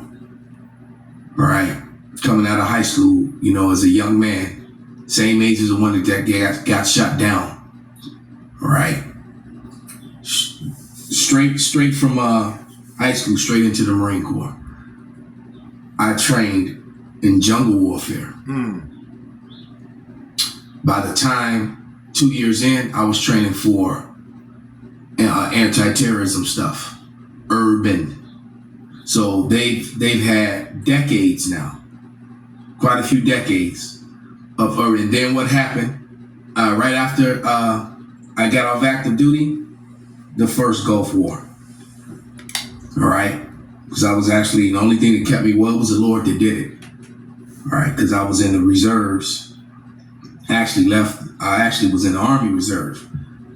All right, because they didn't have in the Marine Corps Reserve what I wanted to do. So I ended up going into the Army Reserve and was in school, training in my new MOS, military occupation, you know, thing, which is the only thing that kept me from going, because I was in the school. learning my new trade. All right, was to operate heavy equipment. Okay, I actually operated cranes up to crane operator, all the way up from 12 tons to 40 tons, 25-pound hydraulics. Right, and meanwhile, my former unit got deployed. So I remember talking to them. I remember sitting on, watching when that thing went down with tears of anger in my eyes, because these were my friends. They were going off to war, and I felt I was angry and I felt guilty, because a lot of them, they kind of looked up to me. I was like a big brother to a lot of them, and all I could think about was they were going to fight without me, something they weren't used to. But it's but that's what they on. I'm thinking about that, brought all that back, Salakia. But that's what these guys are on. They're on urban warfare, knowing that the new wars were going to be fought in the cities against the people, and really against you, Jake, here in Babylon and around the world, wherever you scattered to. Right? You've always been the target. Okay? You've always been the target. And these people, they like he said, the politicians disregarded the people that the people voted for and put them in office, disregarded what they wanted, and they didn't want this facility built, right? Because they knew this was not going to be good. And when you remember back in, I think 2021, I believe it happened, when that one activist that was trying to protect the nature got shot down. I believe he was Northern Kingdom. All right. Matter of fact, I think he might have been a Gadite. He might have been native. He was definitely Northern Kingdom. All right. And so what you have to understand is these people disregard the law of the land and due process. The C-19er thing, and many other things that they're doing. All right. Completely go around the law of the land. As a matter of fact, I'm gonna read this here. This is and I've done it, I'm gonna do it again. Law of the land. The general misconception is that any statute passed by legislators bearing the appearance of law constitutes the law of the land. The U.S. Constitution is the supreme law of the land, and any statute to be valid must be in agreement. It is impossible for the law which violates the Constitution to be valid. This is succinctly stated as follows. All laws are repugnant to the Constitution, are null and void. Point blank, period. And it goes all the way back to 1803. I suggest you screenshot it if you don't have it. Okay? Let me get you another one. There's a lot of things that they're pushing forward with. Here's another one. All right? It says, this is a ruling in the United States Supreme Court shortly after the Civil War, Ex parte Milligan, 71 U.S. 1866, which yet stands to this day. All right? Neither the legislature nor any executive judicial order may disregard the provisions of the Constitution in case of emergency. That's exactly what they did with the C-19 thing. That is exactly what Trump is doing now. Trump is breaking the law. And the presidents before him continually break the law, signing in these executive orders and things that violate the law of the supreme law of the land. All right? There are going to be people in court today being misused and abused by statutes that actually violate the law of the land, which should be protecting them, but they're actually condemning them. All right? Gotta mention it. Title 4D being one of the main ones. If you don't know what Title 4D child support is, look it up. It's unconstitutional. It completely removes due process from whatever individual is being victimized by it. And that is in violation of of the Constitution, of the law of the land, the supreme law of the land. And that's just one. Section 98, therefore, anyone who declares the suspension of constitutionally guaranteed rights to freely travel, peacefully assemble. So you can't, so that the whole driver's license thing, you know, you're supposed to be able to travel regardless. All right. To freely travel, peaceably assemble, earn a living, freely worship, or attempt to enforce such suspension within 50 independent sovereign in continental United States of America. So if you violate any of these things that I just read, prevent a person from traveling, prevent a person from peacefully assembling, to earn a living, freely worship, if you do that in America, you are in violation of the supreme law of the land. Man, get it, bro. All right, and whoever enforces it, they violate their constitutional oath and thus is immediately forfeit their office and authority, and their proclamations may be disregarded and with impunity. That means anyone, even a governor or the president. So when they do these things and set these things forth that is impeachable, they can be removed immediately. I want to make sure the name of that video is in the bottom. All right, so anyone can go watch these videos. I didn't mention it, but I always put the name, show the video and the source where it's coming from when I use them to teach. All right. And so now that we see that they're militarizing the police and passing all these unrighteous decrees, all this is being done because of this orchestrated famine, which they know people are going to act an ass, and which is going to put them in a position where they can come in unalive, cart you off, and do whatever the hell that they want, break all sorts of laws. That's what we're using robots, using highly trained urban warfare tactics. And the main target are you brown people, like the one on the screen. She's not fucking black, she's brown. Oh no, it's happening again. Panic buying for toilet paper. Social media is flooded with empty store shelves.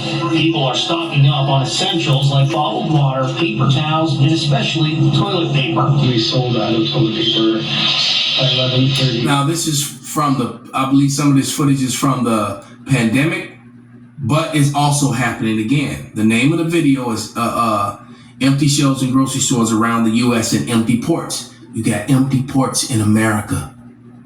All right, just watch, Richard. You wait till the end of this. You're gonna, man. Slovakia. Let it play.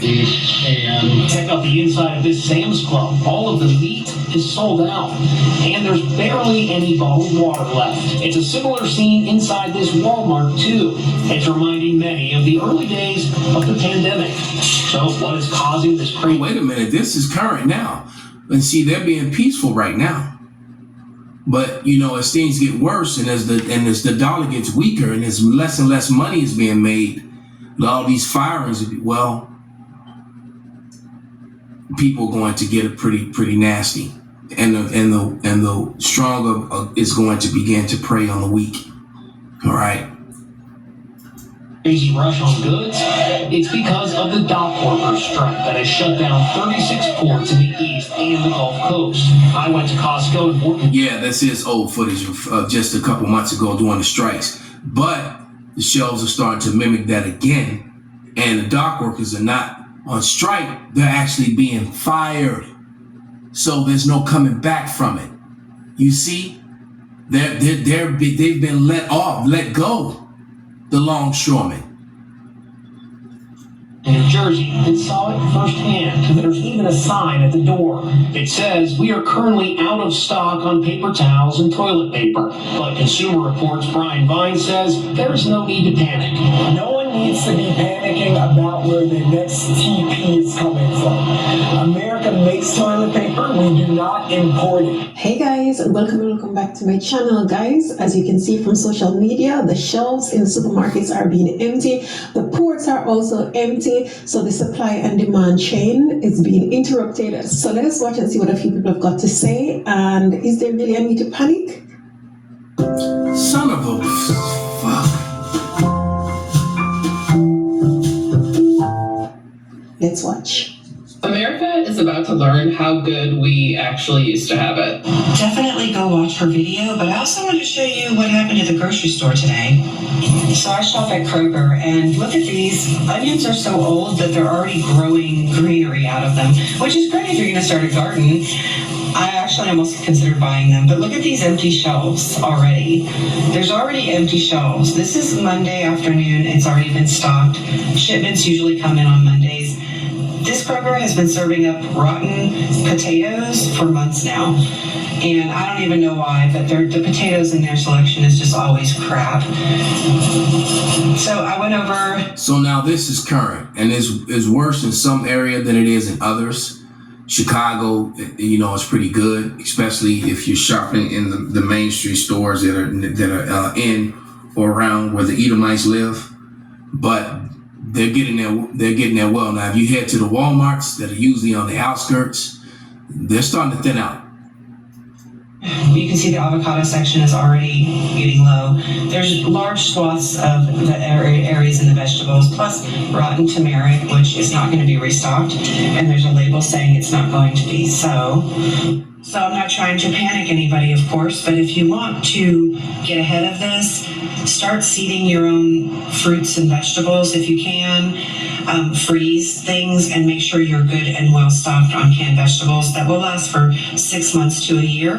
Also, rice is a good staple, especially brown rice. A thing of lentils with some brown rice and some frozen vegetables and or canned vegetables is a great meal. You know, with She's right. That's actually very healthy. Get your six-pack on, get strong. But now you need the Lord, man. If the Lord is not with you, and it's actually about to get really, really bad, man. And all this is going to lead you to the MOTB, because the chaos is going to get so bad that they're going to bring in these militias and, you know, these militarized police, these stringent laws that violate the law of the land.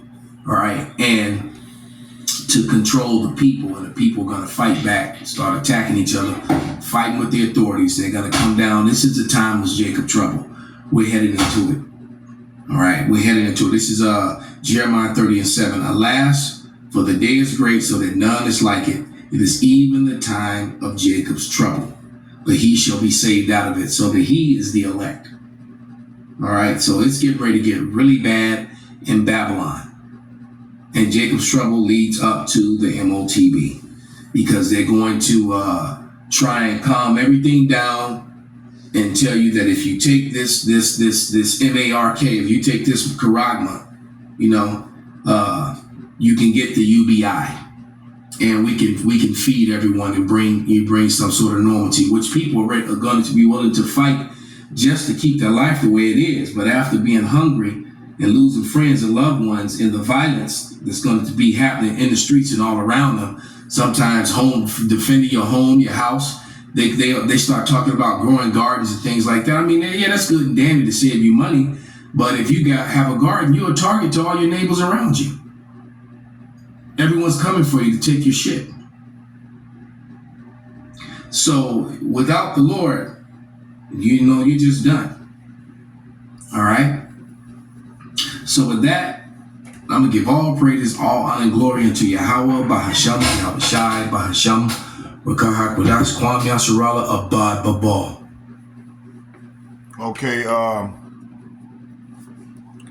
Okay, I'm back with the back to lesson. I'm gonna bring out some scripture for about 30 minutes or 20 minutes, and then we're gonna do part 2. And I'm just gonna come with straight scripture. Maybe watch another video or whatever. So what I want to do is I want to go into this word white. Okay. Hold on here.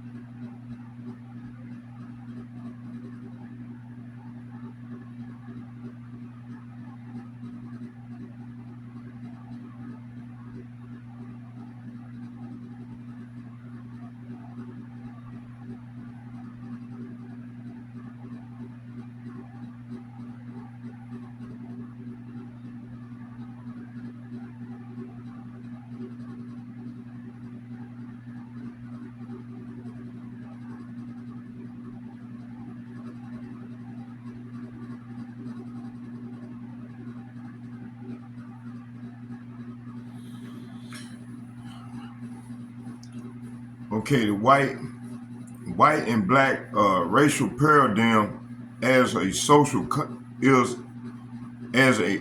social construct used to divide, classify, and control people began to crystallize during the late 1700s, particularly after the Bacon's Rebellion, which I just did a lesson on, me and other brothers, and I just recently did a lesson where I showed you yesterday, and I'm gonna do another part 3 to that lesson. It said Bacon Rebellion in 1676 in colonial Virginia. The key timeline events are pre-1600 ancient to medieval times. People were more commonly divided by nation, tribes, and language, or religion, not race, in the modern sense. Ancient sources like the Greek, Romans, and even biblical texts describe people by appearance, culture, on geography, but not with rigid white categories. 2.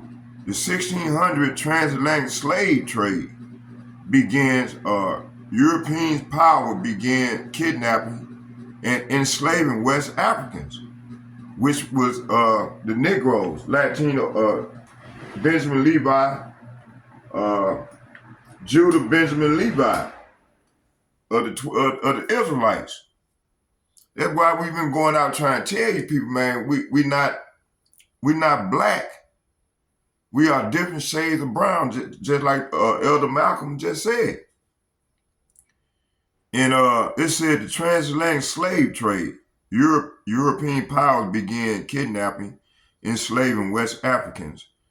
When you look at that, it's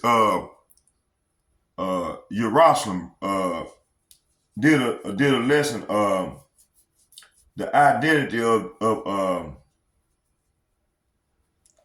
I forgot the name of that video that he made. Matter of fact, I'm gonna find that video. Hold on here. It said in 1600. Matter of fact, we're gonna watch one more video and then I'm just gonna come on and do a part 2. But I'm gonna try to finish this off. It said in the 1600 transatlantic slave trade begins. European power began kidnapping and enslaving West Africans, which were Israelites. And the need to justify slavery morally and socially pushed them to develop a racial hierarchy. African were painted as inferior and uncivilized, while Europeans were depicted as superior. In 1676, Bacon's Rebellion, poor European settlers, white indentured servants, and African slaves joined forces in rebellion against the colonial elites. It said this is the true birth of white and black racial paradigm in America. White, Salafi, y'all, I'm getting hoarse. Excuse me. It says here, this is true. The birth of the white-black racial paradigm in America, white became a legal category offering land rights and social status to poor Europeans, while black became associated with perpetual slavery and inferior. Okay, all the way up to the day, that's why a lot of our people, unlearned people, call themselves black this, black that. You see? It says here, this is the true birth of the white and black paradigm in America. white became a legal category offering land, rights, and social status to poor Europeans, while blacks became associated with perpetual slavery and inferiority.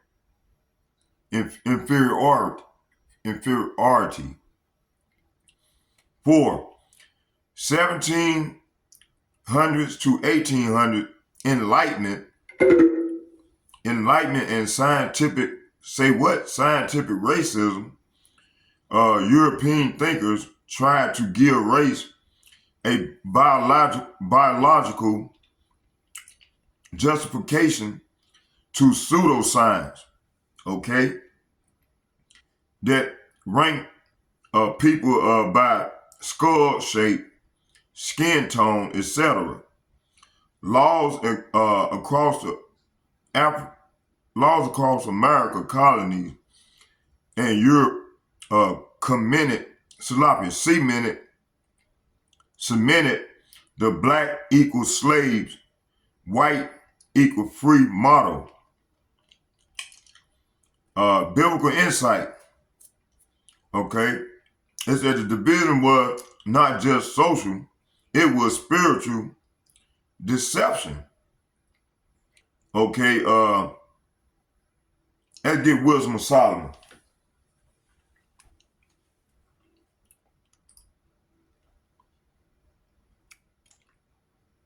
Y'all, hold on, bear with me.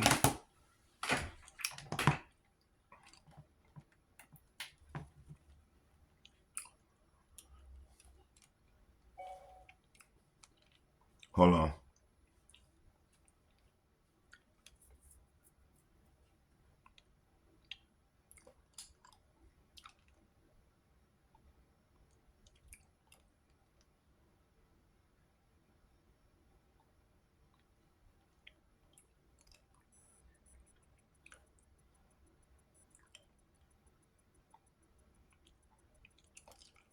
Wisdom of Solomon.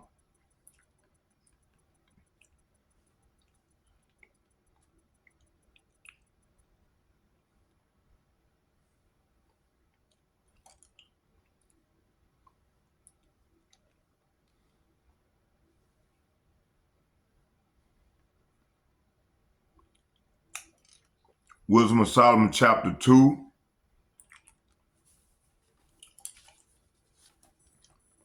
verse, I'm going to start at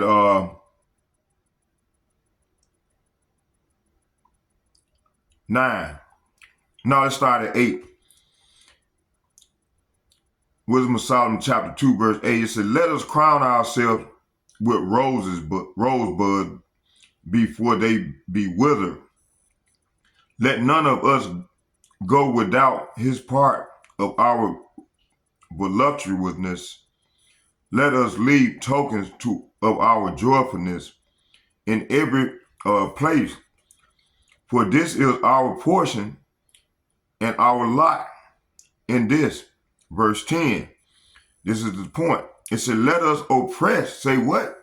Let us oppress the poor, righteous man, and let us not spare the widow, nor reverence the ancient gray hair of the age. Hey, so this is what they've been doing, man, for all these many years. Okay?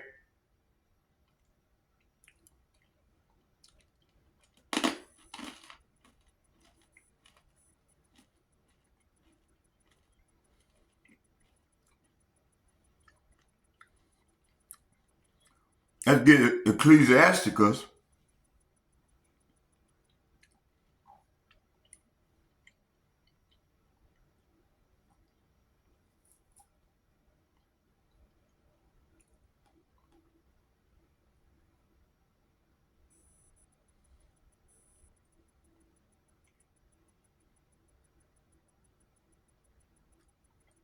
Thirty-three, and I'm going to read from 10 to 13.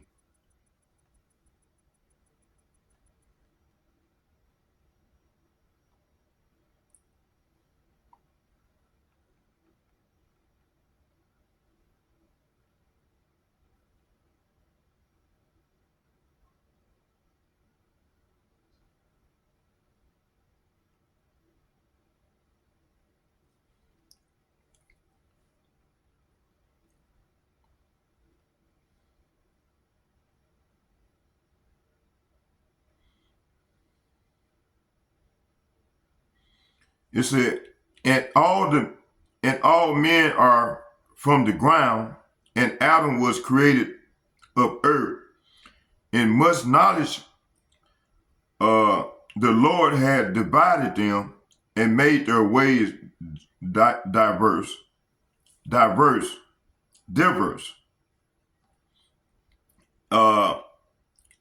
And some of them have he blessed and exalted, and some of them have he satisfied and set near himself. But some of them have he cursed and brought low and turned out of their places. See, this is what the Lord did to us, okay? Because we violated that covenant, okay? Verse 13. As the clay is in the potter's hand to fashion it at his pleasure, so man is in the land, Salapia. So man is in the hand of him that made him to render to them as like of him best. Okay, what does this mean? Okay, let's go back here.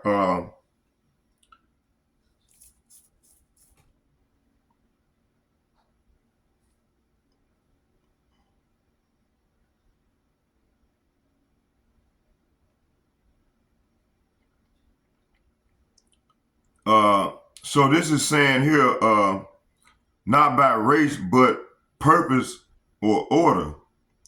So that's what Ecclesiastes chapter 33, verse 10 through 13 is talking about. All men are from the ground, but the Lord has divided them. See, not by race, but purpose and order. The Edomite descendant of Esau weaponized the idea of race to divide the children of Israel and rule through deception. See? So now let's go back to the secret covenant. Okay? Let's go back here. And I'm finna read this covenant. I think I'm gonna go and try to read the whole thing by 2:30, an hour and a half. Okay, so this is what this man did. He said, in his secret covenant, he said, I'm gonna create an illusion. It will be so large, so vast, and it will escape their perception. Those who will see it will be thought of as insane. We will create separate fronts to prevent them from seeing the changes as they Salapia, from seeing the connection between us. We will behave as if we are not connected to keep the illusion alive. Our goal will be accomplished one drop at a time so as to never bring suspicion upon ourselves. This will also prevent them from seeing the changes as they occur. We will always stand above the relative field of their experience, for we know the secrets of the absolute. We will work together always and will remain bound by blood and secrecy, and death will come to he who speaks. So this is what they have done to us over the years. Like they did that young boy, killed him and framed it like he was a bad person. Okay, this is how they get down. Pure evil. It says here, we will stand above the relative field of their experience, for we know the secret of the absolute. We will work together always and will remain bound by blood and secrecy. Death will come to those, to he who speaks. We will keep their lifespan short and their minds weak while pretending to do the opposite. We will use our knowledge of science, that's where this pseudoscience come in at, this scientific racism come in at. Okay, it said we will use our knowledge of science and technology in subtle ways so they will never see what is happening. We will use soft metals, agent accelerators, and sedatives in food and water, also in the air. See, that's how they spraying all these chemtrails. That's why my eyes be all fucked up. And and hoarse, like right now. You know, I'm hoarse and shit. You know, and it just come from the food, the water, the air. See, they don't weaponize the food, the water, and the air. Even the clothes that we wear. Everything is poison.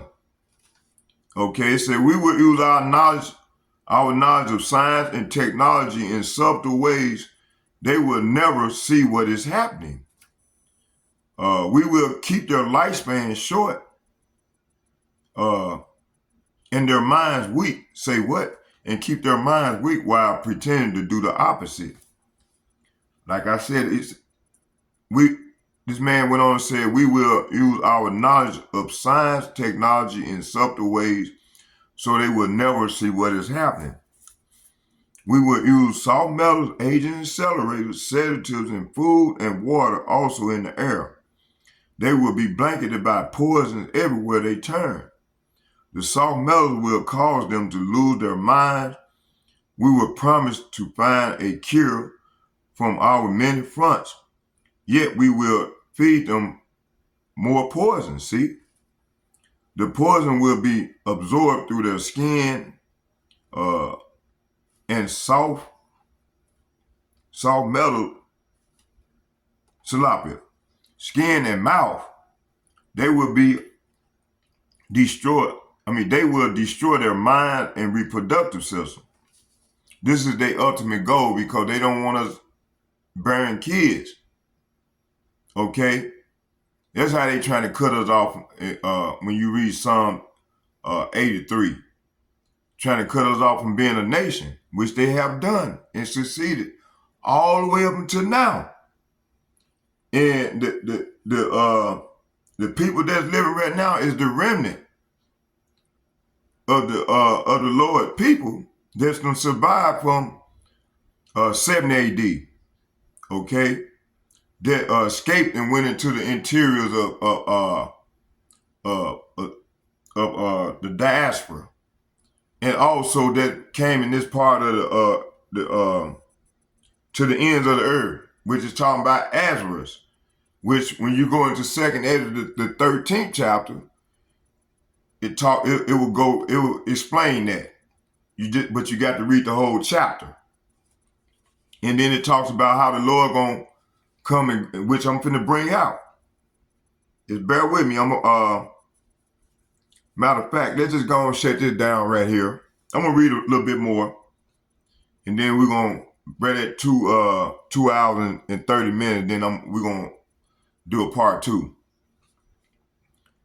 Okay, it says here,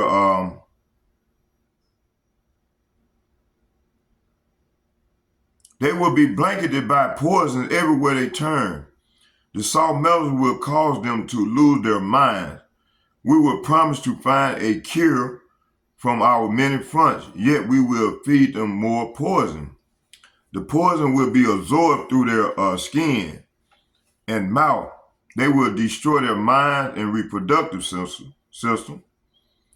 From all this, their children will be born dead, and we will conceal this information. The poison will be hidden in everything that surrounds them, in what they drink, eat, breathe, and wear. See? We must be ingenious in dispensing the poison, for they can see far. So they saying that a few can see far, which is the servants, the prophets of the Lord. Okay? Talking about us. Starting with the elder apostles and the like-minded men on down as myself. Okay, the Lord done gave us these spiritual gifts to see what this devil is doing and blowing the trumpet. But see, a lot of our people, they can see these things and they done been bought and paid for it. They done sold out. Okay? It says here, let me keep going. It says, the poison will be absorbed through their skin and mouth, and they will destroy their mind and reproductive system.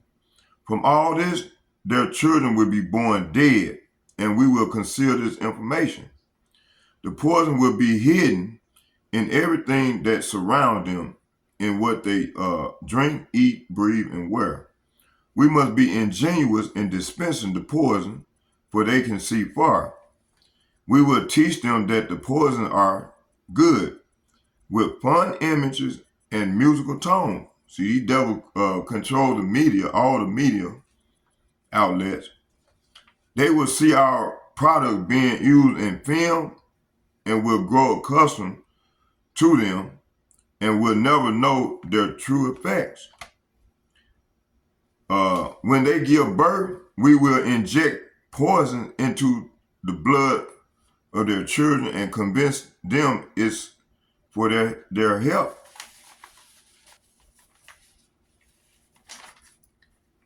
We will start early on when their minds are young. We will target their children with what children love most, sweet things. When their teeth decay, we will fill them with metals that will kill their mind and steal their future. When their ability to learn has been affected, we will create medicines that will make them sicker and cause other diseases, for which we will create yet more medicines. We will render them docile. Say what? We will render them docile and weak before us by our power. See? So that's why you got a lot of our people just docile and weak. Okay? And just, you got a lot of men that turn gay. And you got a lot of women that turn masculine. You know, let me get the receipts for that. I'm gonna start right here at 23. Hold on, I'm gonna go into this. Matter of fact, I ain't gotta do that. I can go right here. Let me see here.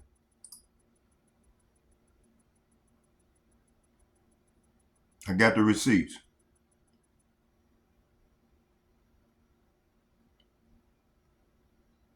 Oh yeah, here we go.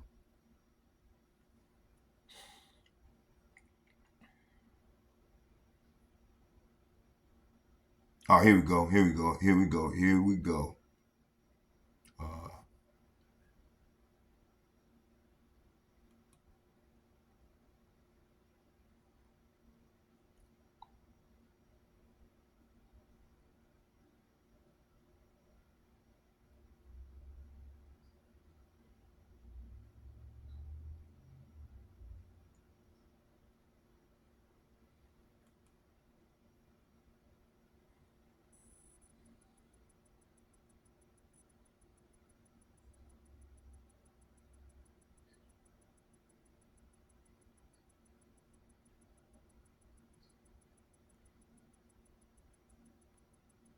Hold on, y'all. Bear with me.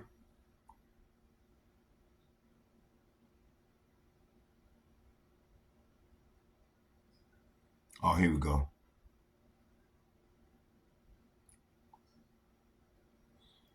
It says here,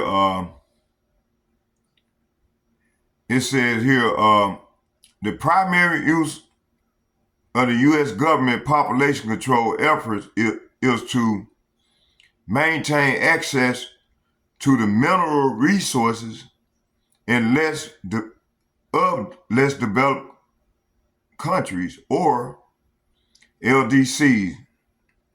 In this case, it was talking about least developed countries. The Kissinger report states the U.S. economy will require large and increasing amount of minerals from abroad, especially from less developed countries. That fact give the U.S. enhanced interest in political and economic and social stability of the supplying countries. Wherever a lessening of the population pressures through reduced birth rates can increase the prospect of such stability, population policy become relevant to resource supply and to the economic interests of the United States. In order to protect the U.S. commercial interests, NSS M200 cites a number of factors that could interrupt a smooth flow of materials from LDC, least developed countries, with apostrophe S, to the United States, including a large population and anti-imperialist youth whose number must be limited by population control. The document identifies 13 nations by name that would be the primary target of the U.S. government population control efforts under the heading concentration on key countries. We find assistance for population moderation should give primary emphasis to the largest and fastest growing developing countries where there is a special U.S. political and strategic interest. Those countries are India, Bangladesh, Pakistan, Nigeria, Mexico. Is not Pakistan and what's the other country? Bangladesh? Are they not fighting right now? India and yeah. Cause see, America got something to do with that. These elites controlling this shit, man. Let me see here. It says Pakistan and India. If I'm not mistaken, I think I said it right. I think they are fighting right now. It said Nigeria. They already done fucked Nigeria up. Okay? That's why Nigeria was back 2021, 22. The country was all in chaos. Because Levi is over there. Levi. The tribe of Levi you got a large number of Israelites over there in Nigeria and Pakistan and India and Bangladesh. Okay, Mexico, the Northern Kingdom right there, Indonesia, Israelites, Brazil, Israelites, Philippines, Israelites, Thailand, Israelites, Egypt, Israelites, Turkey, Israelites, Ethiopia, Colombia. See, all Israelites. At the same time, the U.S. will look to the multilateral agencies, see, like the NATO, all the NWO, NDG, what they call NDGs. Hey, y'all got to get this book. Y'all got to get this book right before they stop selling. Hold on. And where is it?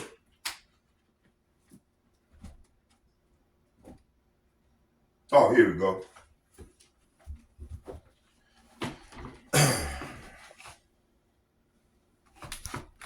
Right here.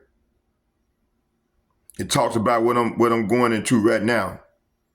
You got the Edomites. They got all these LD. What my man called Brother Malcolm go into a lot. LGDs. These non-government NGGs, non-governmental agencies that's coming in and setting policy and violating the Constitution. He just got done talking about that. Okay? You got to get this book. Right there. Okay, let's keep going. Let me finish reading.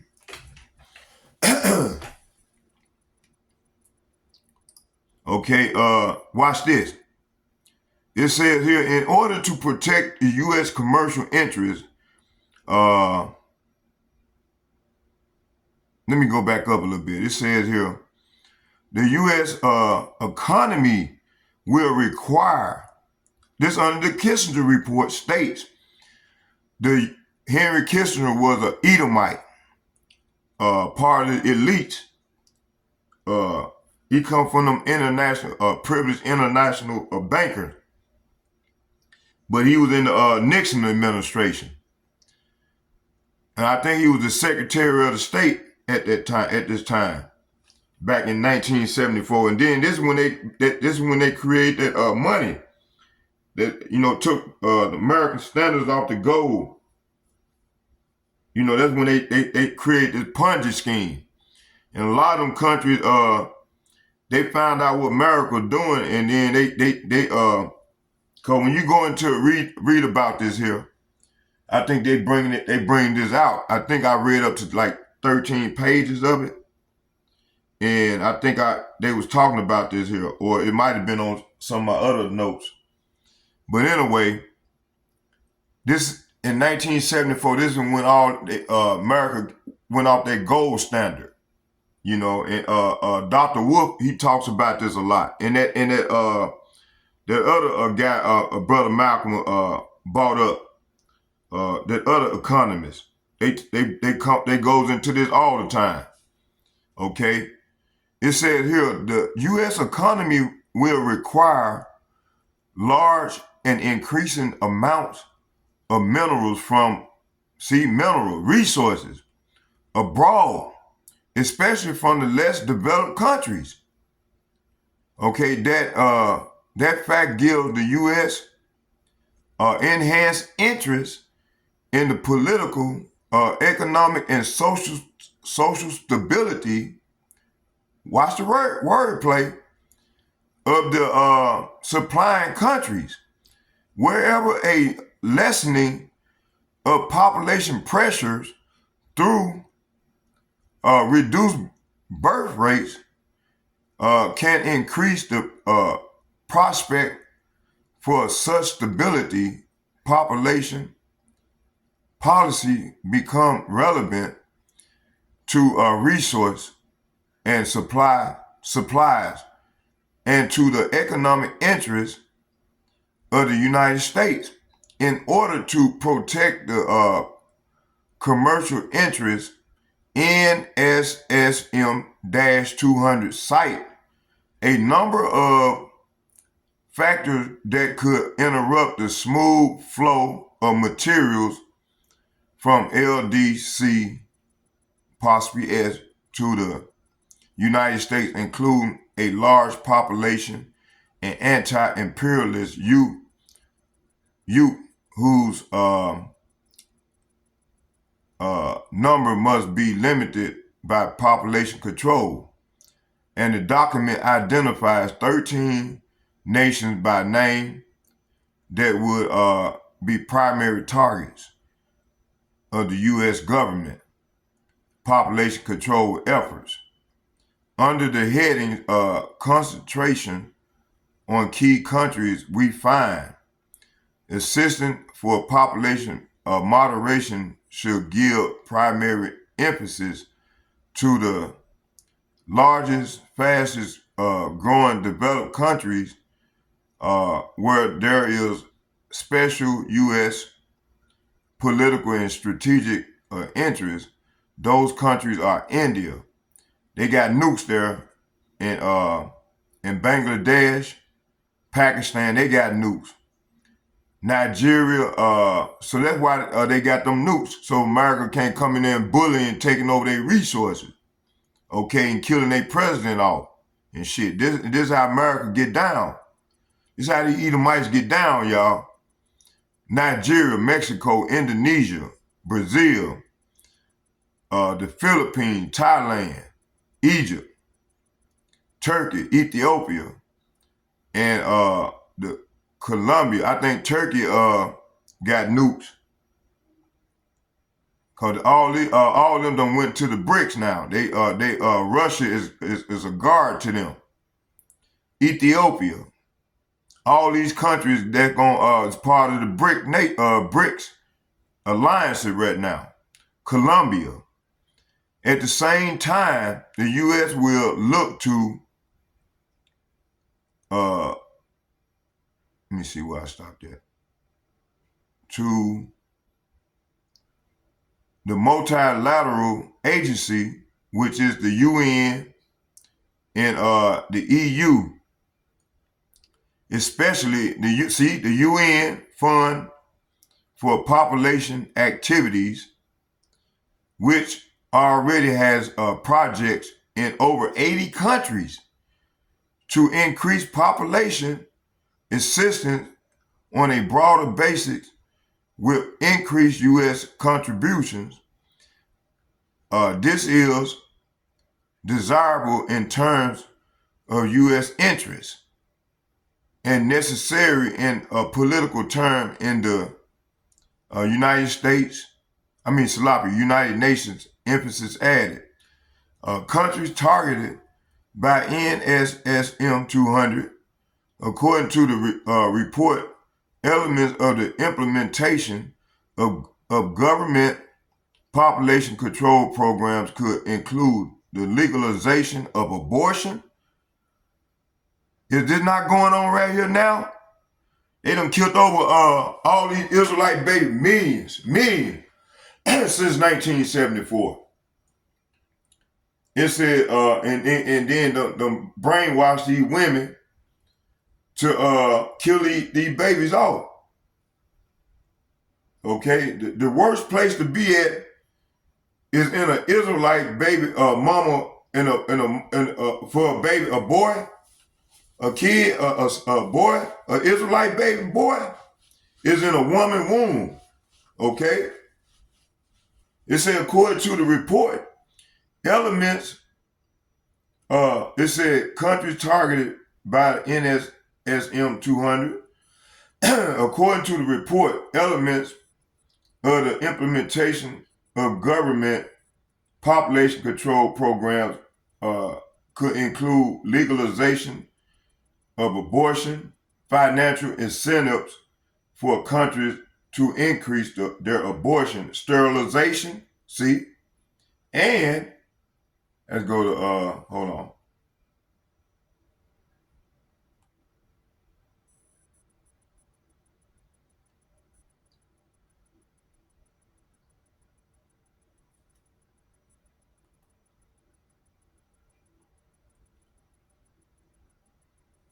Hold on, that's not the one I wanted.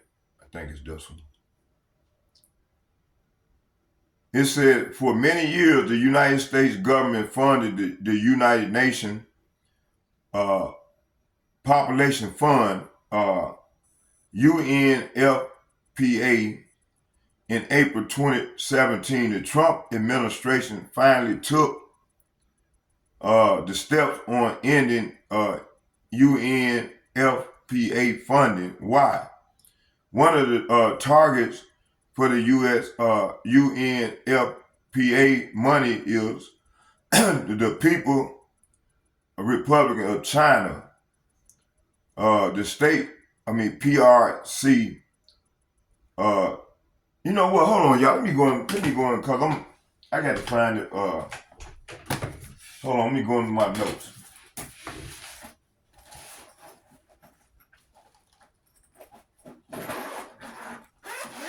I want to read the part that I want to go into.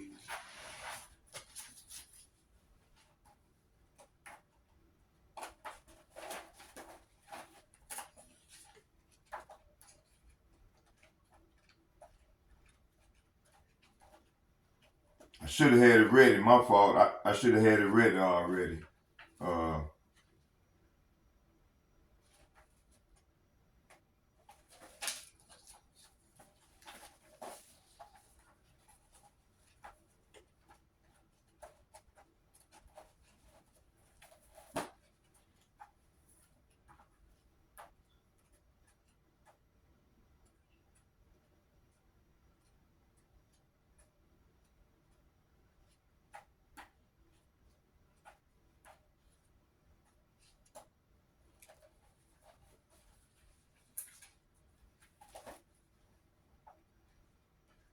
Here you go.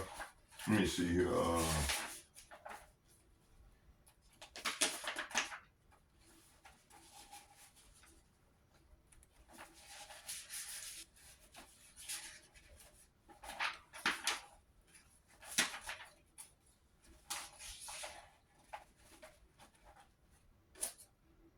Oh, here we go. Here we go. We good. We good. Now it says here.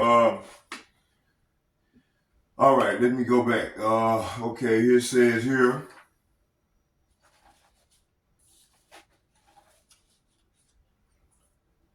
It says exposing the global population control agenda.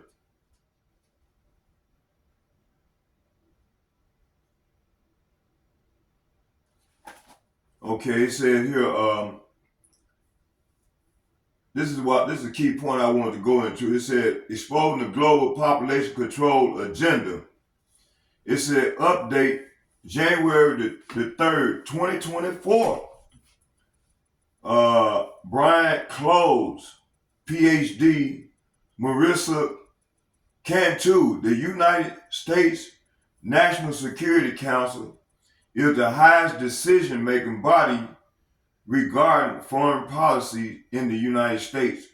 On December 10, 1974, it completed a top secret document entitled National Security Study Memorandum, or NSSM 200, also called the Kissinger Report.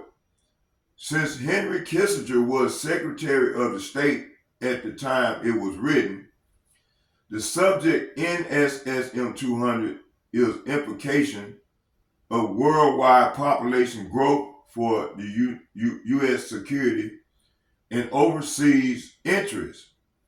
This document, published shortly after the first major international population conference in Bucharest, was the result of collaboration among the CIA, Central Intelligence Agency,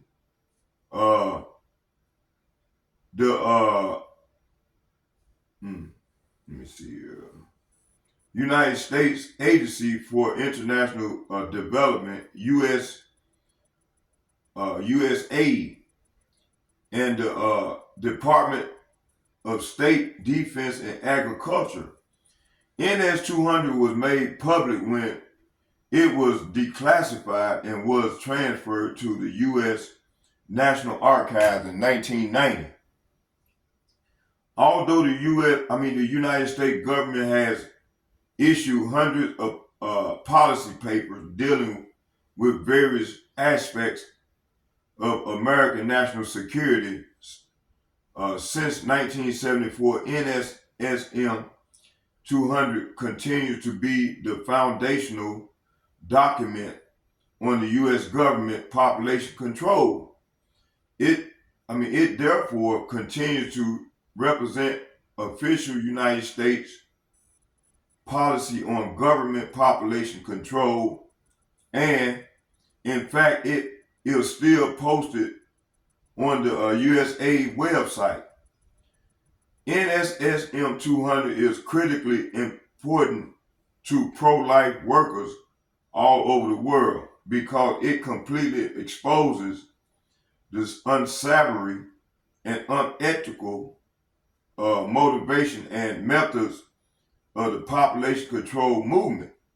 We can use this valuable document to lay bare the strategies used by unscrupulous governments and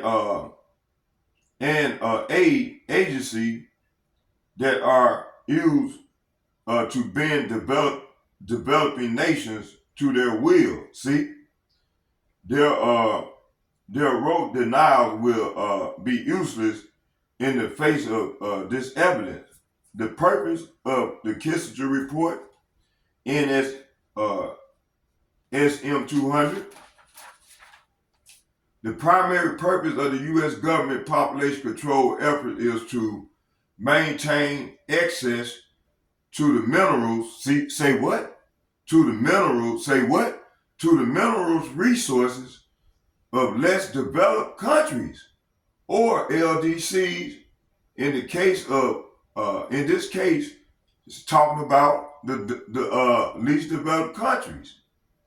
The Kissinger report states the U.S. economy will require, say what? Will require large and increasing amounts of minerals from abroad. Is this not what Donald Trump tried to do to Zelensky? Especially from less developed countries. That's why Putin coming up against these people, man. These Edomites from the West. And NATO, this beast system. That facts give the U.S. enhanced interest in the political and economic social stability of the supplying country, wherever a lessening of the population pressures through reduced birth rates can increase the prospect for such stability. Population policy become relevant to resource supplies and economic interests of the United States. Okay, in order to protect U.S. commercial and interests, NSM 200 cite a number of factors that could interrupt the smooth flow of materials of LDCs to the United States, including a large population and anti-imperialist youth whose numbers must be limited by population control. The document identified 13 nations by name that would be primary targets of the U.S. government population control efforts, including headings, concentration on key countries we find. Assistance for population moderation should give primary emphasis to largest and fastest growing developed countries where there is special U.S. political and strategic interests. Those countries are India, Bangladesh, Pakistan, Nigeria, Mexico, Indonesia, Brazil, the Philippines, Thailand, Egypt, Turkey, Ethiopia, Colombia. At the same time, the U.S. will look to multilateral agencies, especially the UN Fund for Population Activity, which already has projects in over 80 countries to increase population assistance on the broader basis, will increase U.S. contributions. This is the desirable in terms of the U.S. interest and necessary in political terms in the United States, emphasis added. Countries targeted by NSM 200, according to the report, elements of the implementation of government population control program could include the legalization of abortion, financial incentives for countries to increase their abortion, sterilization, and check this out, contraception, use rates, indoctrination, of children. Say what? Indoctrination of children and mandatory population control and coercion of other forms such as withholding disasters and food aid unless the LDC implements population control programs.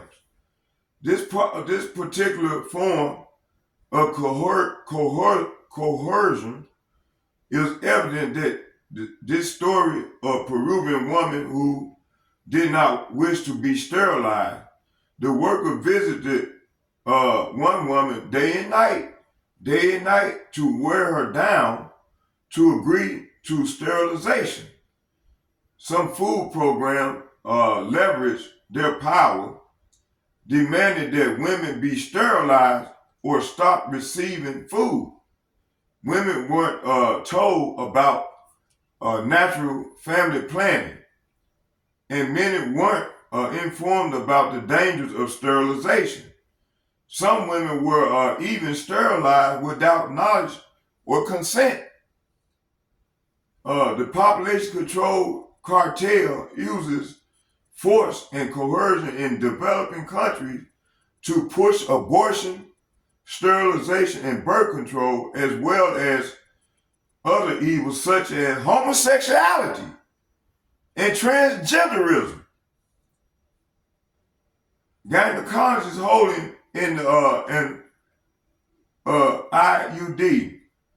There are dozens of examples of this kind of blatant injustice, including the following. Okay. Nigeria refuses to legalize contraception and homosexuality. The United States withdrew financial and military aid that will allow to combat the Islamic terror group Boko Haram, which has murdered and kidnapped tens of thousands of people in that nation. When Ecuador declined to legalize abortion, the United Nations refused to provide any aid for it to battle COVID-19, which Elder Malcolm just brought that out, condemning many Ecuadorians to death.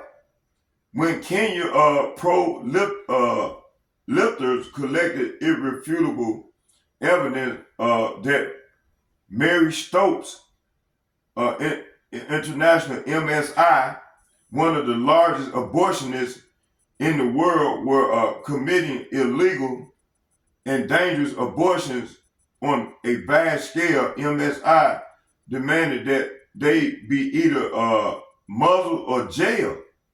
The United Nations Population Fund halted the food and other aid to millions of starving Yemenis because of the nation refused to legalize abortion. Is not Donald Trump warring with these people, them Yemens? And see, all this is part of these small hats. It said when Zambia refuses to legalize sodomy, the United States withdrew much needed foreign aid to help alleviate the 11% national HIV infection rates and the care for 250,000 AIDS orphans. The Joint Nations Program of Aid on UN AIDS threatened to withdraw all its aid from Caribbean islands and St. Lucia unless it approved language supporting abortion and homosexuality in a political declaration on HIV/AIDS. The powerful population control cartel does not engage in clarity at all. Instead, it freely employs thuggery and bullying to enforce its will. NS200 also specifically declared that the United States must cover up its population control activities and avoid charges of imperialism by including the United Nations and various non-governmental organizations, specifically Pathfinder Fund, the International Planned Parenthood Foundation, IPPF, and the Population Council to do its dirty work. Okay? It says here, Dr. Alan Guttmacher, Edomite, one of the most knowledgeable and active population suppression expert of all time, described this strategy. My own feeling is that we've got to pull out all the stops to involve the United Nations if you're going to curb population, the population, it's extremely important not to have it done by the damn Yankees, but by the UN, because the thing is, then it's not considered genocide. If the United States goes to the black man, say what? If the United States go to the black man or the yellow man and say, slow down your reproductive rate, we're immediately suspected of having ulterior motives to keep the white man dominant in the world. If you can send in the colorful UN forces, you got much better leverage. So massive human rights violation. NS 200 has directly and inevitably encouraged atrocities on an enormous scale in dozens of world nations. Just for a countless example are shown below. China. For many years, the United States government funded the United Nations Population Fund, UNFPA, in April 2017. The Trump administration finally took the steps of ending UNFPA funding. Why? One of the main targets of the UNFPA money is the People in Republic of China, PRC.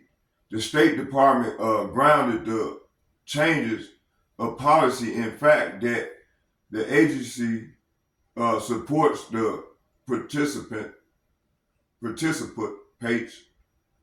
in the management of the program of coercive abortion and involuntary sterilization in China. So we're gonna leave it right there.